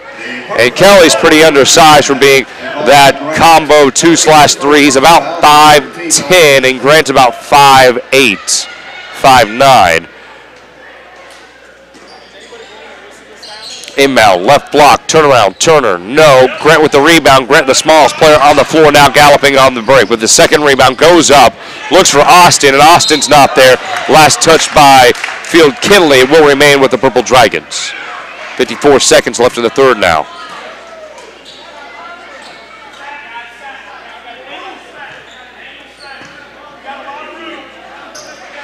It'll be a near side inbound by Curtis. Whips a pass into the deeper portion of the front court where Elkamil's at. He finds Butcher. Butcher is about 5 to 7 steps away from the top of the arc. He needs to get out of his hand before a 5-second call against JJ. Good spin. He looked for Austin, but Austin wasn't ready for it. It deflects off of his hands. Good crossover. Myrie pulls up free throw line 2. Beautiful move by Trey Myrie. The tight handles and then the pull up. 30 seconds left in the third. 19-point game. Dragons lead it at home. Elkamil asked Grant to come up and handle the basketball, but instead, a dart left wing to Butcher. 20 seconds left in the third. JJ, an excellent defender, as he's keeping Butcher in check. Logan defending Grant. 2 jab steps to the right, trying to cross over, and that was a terrible move by the freshman in Grant. And then Grant, instead of getting on the floor fighting for it, turns to Coach Rolfs and is absolutely irked. And Coach Rolfs says, well, tough love. You got to learn how to handle the basketball. 8.1 seconds to go. Timeout used by Coach Thompson. We will keep it here on your sports headquarters, ESPN 100.7. 46-27 is the score. Dragons trail by 19. Avi Sharma, so we might back in our KSHQ studio. Cam Molina with you. It was a very rugged first half of action, but the Dragons have put up 20 third quarter points compared to the 13 by Coffeyville. It was still a 12-point lead for PHS at halftime, but they nearly doubled their first half production. And Avi, we've seen a good blend of offense from this Dragon club. The 3-ball, the free throw line, and the interior scoring really coming together. Well, it all started with the simple routine of feeding the beast on the inside by just dishing it to Marquis English. Let him bring in the double team, the triple team, and then once Marquis sees that, he gets his head up, makes the next pass, and they got a 3-point basket. If not, Marquis inside fighting those 3 guys off of him and putting it up and getting the shot up. So just a great job by PHS to going back to their original roots, if you will. JJ to inbound. Near side baseline. Right of the scorer's table with 7 to go. Myrie dribbles right-handed, tries to go with the step back. He has 2 seconds, gets it off JJ on its way. It bounces off the lip of the iron and does not go. But JJ with an excellent look. He did everything perfect. It just did not fall. 46-27 we head. The final period of action here on your sports headquarters, ESPN 100.7. 46-27. Dragons lead it back in 36. Does your current checking account pay you up to $15 per month? With Common Sense Checking at University Bank, you can earn up to $15 per statement cycle, 10 cents for each swipe after the first 15 swipes. Qualifying is so easy. Simply have 1 direct deposit or auto payment plus 15 debit card purchases each statement cycle and a $100 opening deposit. Stop by the bank for more information about our Common Sense Checking. Then swipe and save. It's convenience that pays at University Bank. Branch GMB. Member FDIC. Let's go back live courtside. Dragons, who were tied with Field Kinley after one at 10-all, now hold on to a 19-point lead as we head to the fourth quarter. Avi Sharma, she'll be right back in our KSHQ studio. Cam Molina here inside Pittsburg High School's main gymnasium. If you are joining us on the dial for the first time, we appreciate you tuning in tonight for this Purple Dragon contest. And for those of you who want to watch your Dragons play live, tune in on our live stream at ESPN100.7.com. Starting the fourth, it's JJ, defended by English. He's about 4 steps away. JJ dribbling with his right hand, crosses over to his left. Kelly, who has been quiet with 5 points, goes to the back step in between the leg 3 and leaves it shy. Butcher hugs his first board of the night. Dribbling with his right hand, he'll tell Elkamil to filter back through. Butcher stops, thought about popping. Good defense by JJ on the help. Elkamil did not pass it. He should have passed it. There was a wide open Rolfs left wing, but Elkamil to Rolfs, right back to Elkamil. He's near the 19-foot line, right back to Butcher, right wing to English, who whips it over to the left wing where Rolfs is at. Butcher, high ball screen set by English, ball poked out from behind by Logan, but it's a foul on the point guard sporting the number 1, his second and the team's 6th. And this is just an update on the Alex Smith trade, a reported $94 million extension for the former quarterback who inhabited Arrowhead Stadium, and a foul as Curtis goes up through traffic and needs help up. JJ, very respectable there for Coffeyville, helping Curtis up. Curtis, 9 points, 8 rebounds. He can hit that double-digit scoring echelon here. He would be only the second Dragon to do it tonight, behind Marquis English, who at halftime had 4 points, but then poured on 8 more in the third quarter. And as you said, to begin the fourth quarter of play / into the third, Avi, you mentioned how the Dragons went back to their roots and pounded it inside with Marquis, and it really paid off. Now it's a 20-point game as Curtis knocks down his first free throw. His second rattles around and goes through. 11 points for Curtis. He just needs 2 more rebounds to hit a double-double. Third time this season he would hit that mark. Logan, high post, whips it around left hand to the left corner. JJ's there, crossing it over from left to right. And Kelly still not feeling well. He is behind his team's bench, stretching out his groin, it seems, as he's going with some lunges, some static lunges, and he really looks to be in pain and checks the scoreboard, and I think that hurts just a bit more. Myrie, left elbow, dishes it out right wing. Rutherford looks right corner, no one's there. Goes with a jump pass over to the left wing. JJ's there. Knight wants it. He has 4 fouls. He'll have to be careful for Field Kinley. JJ looks. Low post, no one there. Rutherford squares up for a second and then decides to reverse back out. Interchanges with he and Logan. Logan right corner. Looks for Knight, but the Knight's not fully open. Logan pulls the trigger on a short corner too. No. Curtis with the rebound. It's stolen away by Knight, and then a foul. It's rare that Curtis will lose his handle on a rebound, and it's a foul on Curtis. So Curtis had the rebound. I think it was a 50-50 ball. Knight came over with it, and then he went up. So it's a foul on Curtis. No rebound awarded to Curtis, but Knight goes to the free throw line, shooting 2. He is 1 of 1 from the stripe thus far, make it 2 of 2. He has 6 points now. Butcher speaks with Coach Rolfs momentarily as some counseling takes place. Turner to check in. Knight, flat free throw. Curtis with the board. That's his 9th of the night, 1 away from a double-double. Elkamil dribbles right hand, gets inside the right ring, flips it up right-handed off his fingertips, and it goes off the window and through the bottom of the netting. That is Elkamil's first completed field goal inside the circle. Butcher gets tangled up with Logan. Logan loses the sphere, fortuitously rolls to Myrie, and Myrie trying to size up Curtis. Myrie dribbles, ball over to the left wing, 3-pointer by Logan to the left side of the orange, and a rebound by Rolfs, his 3rd of the night. Logan 0 of 3 from downtown, 50-28 the score, Dragons up 22. Butcher loses it, stolen away by JJ. Myrie steps into a 3. That one also short, and it's just ill-advised shot after ill-advised shot after ill-advised shot, but you can understand it, at least coming from Coffeyville.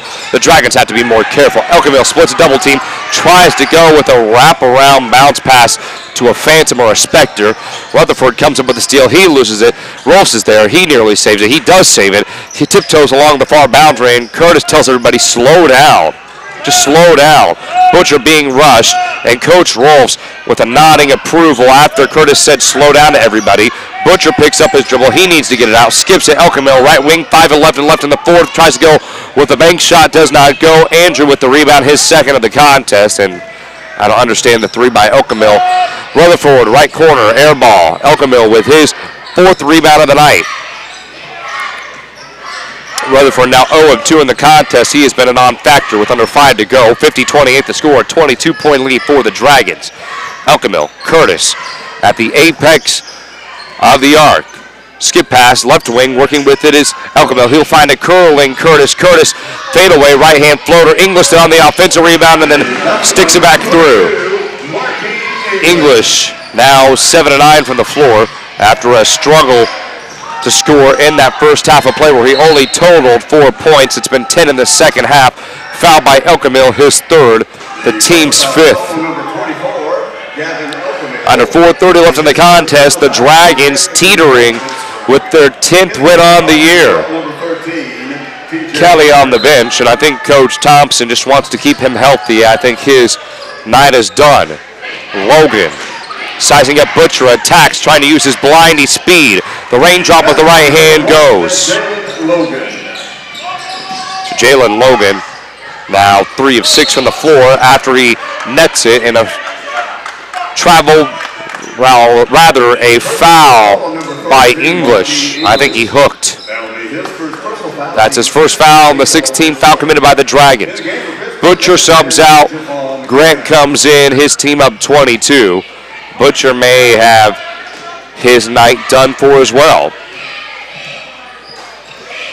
Logan dancing with some in-between-the-leg dribbles. High ball screen set by Knight. Good defense by the Dragons. Rutherford sells the head fake. Knight, right short corner, looks for Turner. Power dribble. The ball's taken away by English. English trying to square up and out-dribble Turner. Turner not to be out-dribbled nor denied. Pokes it away. English a little frustrated with himself. Curtis to inbound. Grant wide open. Grant needs to skip it ahead. Wide open Rolf. Squares up 3. Practice shot. Does not knock it down. But Elkamil is there to crash the board. And Elkamil lost it off his knee with 3:42 to go. That was perfectly executed by the Dragons. It just needed to fall down. The three-point jump shot not converted by Rolfs. He's now 2 of 5. As Myrie reverses back out. Right corner, Rutherford squares up his 3 off the near side portion of the can. And Curtis is there. He now has a double-double. 11 points, 10 rebounds. Rolfs bends his knees, goes with the up fake. Rutherford recovers, then goes on to Elkamil. Elkamil looks for an open English, and he scores. And English is now 8 of 10 inside of the circle on the night, 8 of 12, 16 points, 2 rebounds as Austin is set to check in. Most likely an end to either Curtis's or English's night. And a foul as Logan attacked. He went right into Grant, and that is Grant's second. And that is the team's 7th. So bonus for both teams the rest of the night with 3 minutes left in the 4th. It's a 24-point ball game. And I'll have his first free throw, bounce off the flang, off the window, and good. Logan 3 of 3. As Brumley comes in, Knight goes out. Curtis comes out, and his evening / night comes to an end with 11 points, 10 rebounds.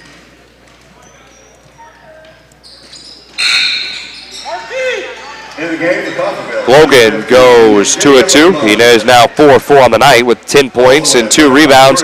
Leading scorer for Field Kinley, Cameron Riley, and Caleb Riley. The twins for Coffeyville come in, and they look shockingly identical. Kind of like the Pinamontes. Yeah. I mean, when you say twins, I mean, you know they're going to be identical twins as long as they're not fraternal. But, I mean, it's just eerie. It's almost like a cloning device was used on those two. Defense on the perimeter by Cameron Riley. And down low on the post, it is Caleb Riley trying to get English out of the lane. Austin power dribble goes up and draws a foul. Might be on Bromley or Caleb Riley. The personal foul is called on number 15, Jacob Mund. And it will be on Jacob Mund. Number 41, Trent Austin. So Mund commits his first foul. Team's 8th. Austin, free throw goes. He will have his 8th attempt coming up. He's currently 4 of 7. Dalton Gromer will check in with Alex Kafka for the Dragons to play the last 2:45 out. It's 55-32. Dragons lead it. And Peyton Cantrell to come in for the Dragons too. If the shot goes here, it's a dead ball, and Cantrell will come in, but it's not. English offensive rebound, power dribble, spins away, inside, does not score. Austin, the offensive rebound, he's able to fork it through. So Austin is now 2 of 3 from inside the horseshoe, 8 points and 2 rebounds. English drops to 8 of 11 shooting on the night with 16 points and 3 rebounds. Right wing 3 is up. No. Ball poked up into the air. Tracked down by English behind the back. Loses it. Recovers it. He has a lane. Goes with 1-2 hop step. Then puts it up with the right hand. Austin with the rebound. A little weak floater that goes nowhere. And I mean, it was like a knuckleball. Chest pass left wing. Working with it is Munn. And Caleb Riley's able to score down low on the post. And a timeout used by Coach Rolfs, and it's just going to be a substitution timeout. Instead of, it takes a 30, but it's just going to be a quick substitution. He doesn't want to bring the guys over. So Cantrell and Brett Weimers will come in, Javon Grant gets into the backcourt. Grant finds Kafka, left wing. He looks for Gromer, who's low, goes to the power dribble, up fake, goes up right-handed, takes a hop off the rim. Cantrell fights with the 50-50 ball. The ball's still loose. And it will be Purple Dragon basketball, I think. Yep. 1:35 left in the contest. 57-34 is the score. Make sure to stick around for our post-game report. Final stats. We will be joined by the victorious Coach Rolfs as the Dragons earn their 10th victory of the year. Gromer right corner three. That one short. The big man could just not put enough behind it. Bromley with the rebound. Whoa. Three-pointer from way downtown. No. Cantrell pushes it ahead of him after the rebound. He goes up in a big foul as he's wrapped up around the waist. 1:15 left in the contest, and this game is starting to become drawn out. But let's look ahead to Friday, where the Purple Dragons will travel to Independence. And after that, I will pull up the new schedule as I was given it earlier today. I'm going to need that. Yeah, I will give it to you. Friday, contest against Independence. Tuesday against Parson as Cantrell misses his first free throw. Second one off the back iron. Kafka off his fingertips as it carries backwards where Cameron Riley's at. But it will be Parsons, and that is a league game at home. And then Chanute on Friday, February the 9th, is homecoming. And that's a change in the schedule. And then Fort Scott, no, it is not a change in the schedule. Excuse me. The change in the schedule as Gromer scores, and that invokes some excitement from the fans and the bench. But senior night has been moved to the 16th of February at home against Labette County. So that's the only real change of note. And then the homecoming game against Chanute on the 9th. So those are two dates to keep in mind. The Dragons are on the road against Independence this Friday, to reiterate. And our coverage will begin at approximately 5:45 as the Purple Dragons boys and girls basketball team will take on the Bulldogs. Cameron Riley scoring on the opposite end for Coffeyville, and that is its final score, 59-36. The Dragons earning their 10th victory on the season. Got a great effort from Chase Curtis, a double-double, 11 points, 10 rebounds. Marquis English, 16 points and 4 rebounds. We will delve more to the scoring after our 2-minute commercial break. We are back here on your sports headquarters, ESPN 100.7 in just 2 minutes. Hi, this is Dr. Brent Cousins with SEK Urgent Care. When you're sick, when you're injured, or when you just don't feel like yourself, SEK Urgent Care is here for you. Let our skilled providers treat your non-life-threatening illness or injury at a fraction of the time and cost of an ER visit. Located at the corner of Centennial and Broadway in the Meadowbrook Commons, open 7 days a week for your convenience. SEK Urgent Care, where your family and time matter. Find us fast in names and numbers. The true test of a great insurance agency comes when you suffer a loss. It's easy to take your premiums, but Ray Ryan of Ryan Insurance of Pittsburgh knows that handling your claim is the most important service an insured needs. Claim is our chance to let the customer know that we'll be out there, not just that we sold them a policy, we'll also be there when a claim occurs to make sure it gets handled in an honest, respectable way. Ryan Insurance of Pittsburgh, a trusted choice agency. Find them fast in names and numbers. Customer first, safety always. It's not just a tagline, it's the Watco way. By focusing on safety, each and every day they build a future by protecting their customers, team members, community, and the environment. When Watco moves commodities by rail, river, and road, at home or across North America and Australia, their priority is to ensure that they deliver their loads safely and on time. Watco wishes all area teams a safe and successful season. At Lindbergh Pharmacy, we care about your health. From a qualified and caring staff to services like our Time My Meds and MedPack programs, Lindbergh Pharmacy provides personalized service you can count on. Refill prescriptions online at lindberghpharmacy.com or on your smartphone with our free Lindbergh Pharmacy mobile app. You can also sign up for our text alert program and we'll text or email you when your prescription is ready. Can't make it to us? We'll deliver your medications right to your door. Lindbergh Pharmacy, now 2 locations to serve you. Stream this online at ESPN1007.com. Final score from inside Pittsburg High School's main gymnasium, 59-36. Purple Dragons prevail for their 10th victory on the year. 3-1 in Southeast Kansas League play now, and a big victory because first league win in quite some time since the Christmas break. And then you talk about the midseason tournament and then against DeSoto. So it's a good win for the Purple Dragons, who are now, again, 10-3 on the season, 4-1 in league play. Let's go over the final stats. Chase Curtis, 11 points, 10 rebounds in the contest. Javon Grant, 3 points, 2 rebounds, earned a lot of minutes tonight in favor of Jarek Butcher. Drew Rolfs, 2 of 5 from deep, 6 points, 3 rebounds. Kevin Elkamill, 8 points, 4 rebounds on 2 of 4 shooting from deep. In total, he went 3 of 5 from the floor. 2 points for Dalton Gromer, and that really invoked a lot of the crowd members to cheer, and it was a really cool moment for Dalton Gromer to get recognized, the senior. Marquis English started off very sluggish, and credit Field Kinley's defense, which was absolutely impregnable in the first half of action, but slowly dwindled and wavered because of the onslaught in the post by English in the second half. That was the big contrast in the game and the turning point. English 4 points in the first half and then was able to score 12 points in the second half. 16 points, 4 rebounds overall. Jarek Butcher, 5 points in the contest.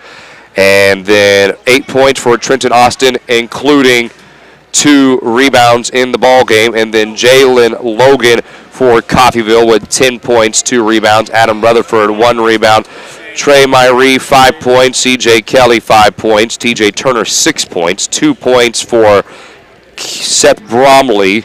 2 points for Cameron Riley and Caleb Riley. Andrew Knight, 6 points, 2 rebounds, and then a rebound by J.J. Logan. And with that, we are joined by Pittsburg High School boys basketball coach Kylie Rolfs. Coach, congratulations on the first SEK win of the calendar year. You guys go 4-1 in the SEK. Just talk about how sweet that is. Well, it's good. And, you get a win in the league, especially this year when it's been really good. It's a good win. Or you always feel good walking out of here with that.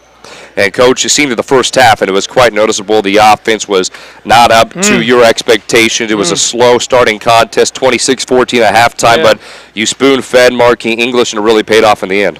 Yeah, I thought we were just out of rhythm offensively about all night. I feel like we played defense well enough, fortunately, to kind of get by with the way we were playing offensively. I thought we fell in love with the dribble tonight. And that's a tough team to dribble a lot against. They've got a lot of quickness, and you go try to dribble through guys against them, and they're going to get a handle a lot of times. And I thought that really kind of took us out of rhythm.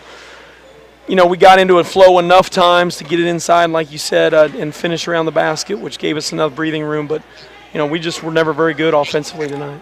I know you're kind of alluding to the cadence was somewhat erratic in the ball game from your guys offensively and defensively at times, but Chase Curtis, your senior, fantastic job rallying your guys together. I know there was one point on an inbounds. He told Javon Grant and Jarek Butcher, just slow down, let's take our time, let's get to the opposite end and run our sets. How nice is it to have a guy like him? Yeah, I thought he showed great leadership on the court tonight, and he's one of our leaders. He does that often, but I thought tonight he really did show a lot of things. On a night when things were just kind of out of kilt, I thought he did a really good job of trying to get guys, focused in on what needed to happen. And it's great to have kids like that, and he's great to have around, without a doubt. 13 games into the season, Coach. We're about a little past that midway point of the regular season. Just give me your idea and your opinion on your guys so far. Well, I'm not reflecting back on anything. I know it's almost February, and one of the things we talk about a lot in our program is we want to be playing our best basketball come February and March. And we're about done with January, which means February's next. And our guys have had a good focus in practice here recently, and if we keep doing that, we'll keep getting better, and that's what needs to happen here as we head down the stretch. Coach, perfect time to peak. 10 wins on the season now. You hit that double-digit win mark. Congratulations. Thank you. Appreciate it. Once again, that was Kylie Rolfs, head boys basketball coach of the Pittsburg High School Purple Dragons, a 59-36 routing of their SEK opponent, led by Tyler Thompson and the Field Kinley Golden Tornadoes. A good defensive effort, only allowing 14 first-half points, and then able to muster up a big second half behind Marquis English in his 12 points between the third and fourth quarter. The girls basketball team also gets a win, their 5th victory of the year behind first-year head coach Chris Krotz. 62-39, Madden Petty dropped 24 points, 13 from Caitlin Kidd. Also a great defensive effort. Once again, thank you all for joining us here on your sports headquarters, ESPN 100.7. We've had a delayed broadcast because of some issues, but we were really happy we were able to get it on tonight. And from Avi Sharma, Shelby White back at our KSHQ studio, I'm Cam Molina. Have fun, be safe. We will see you Friday in Independence, Kansas.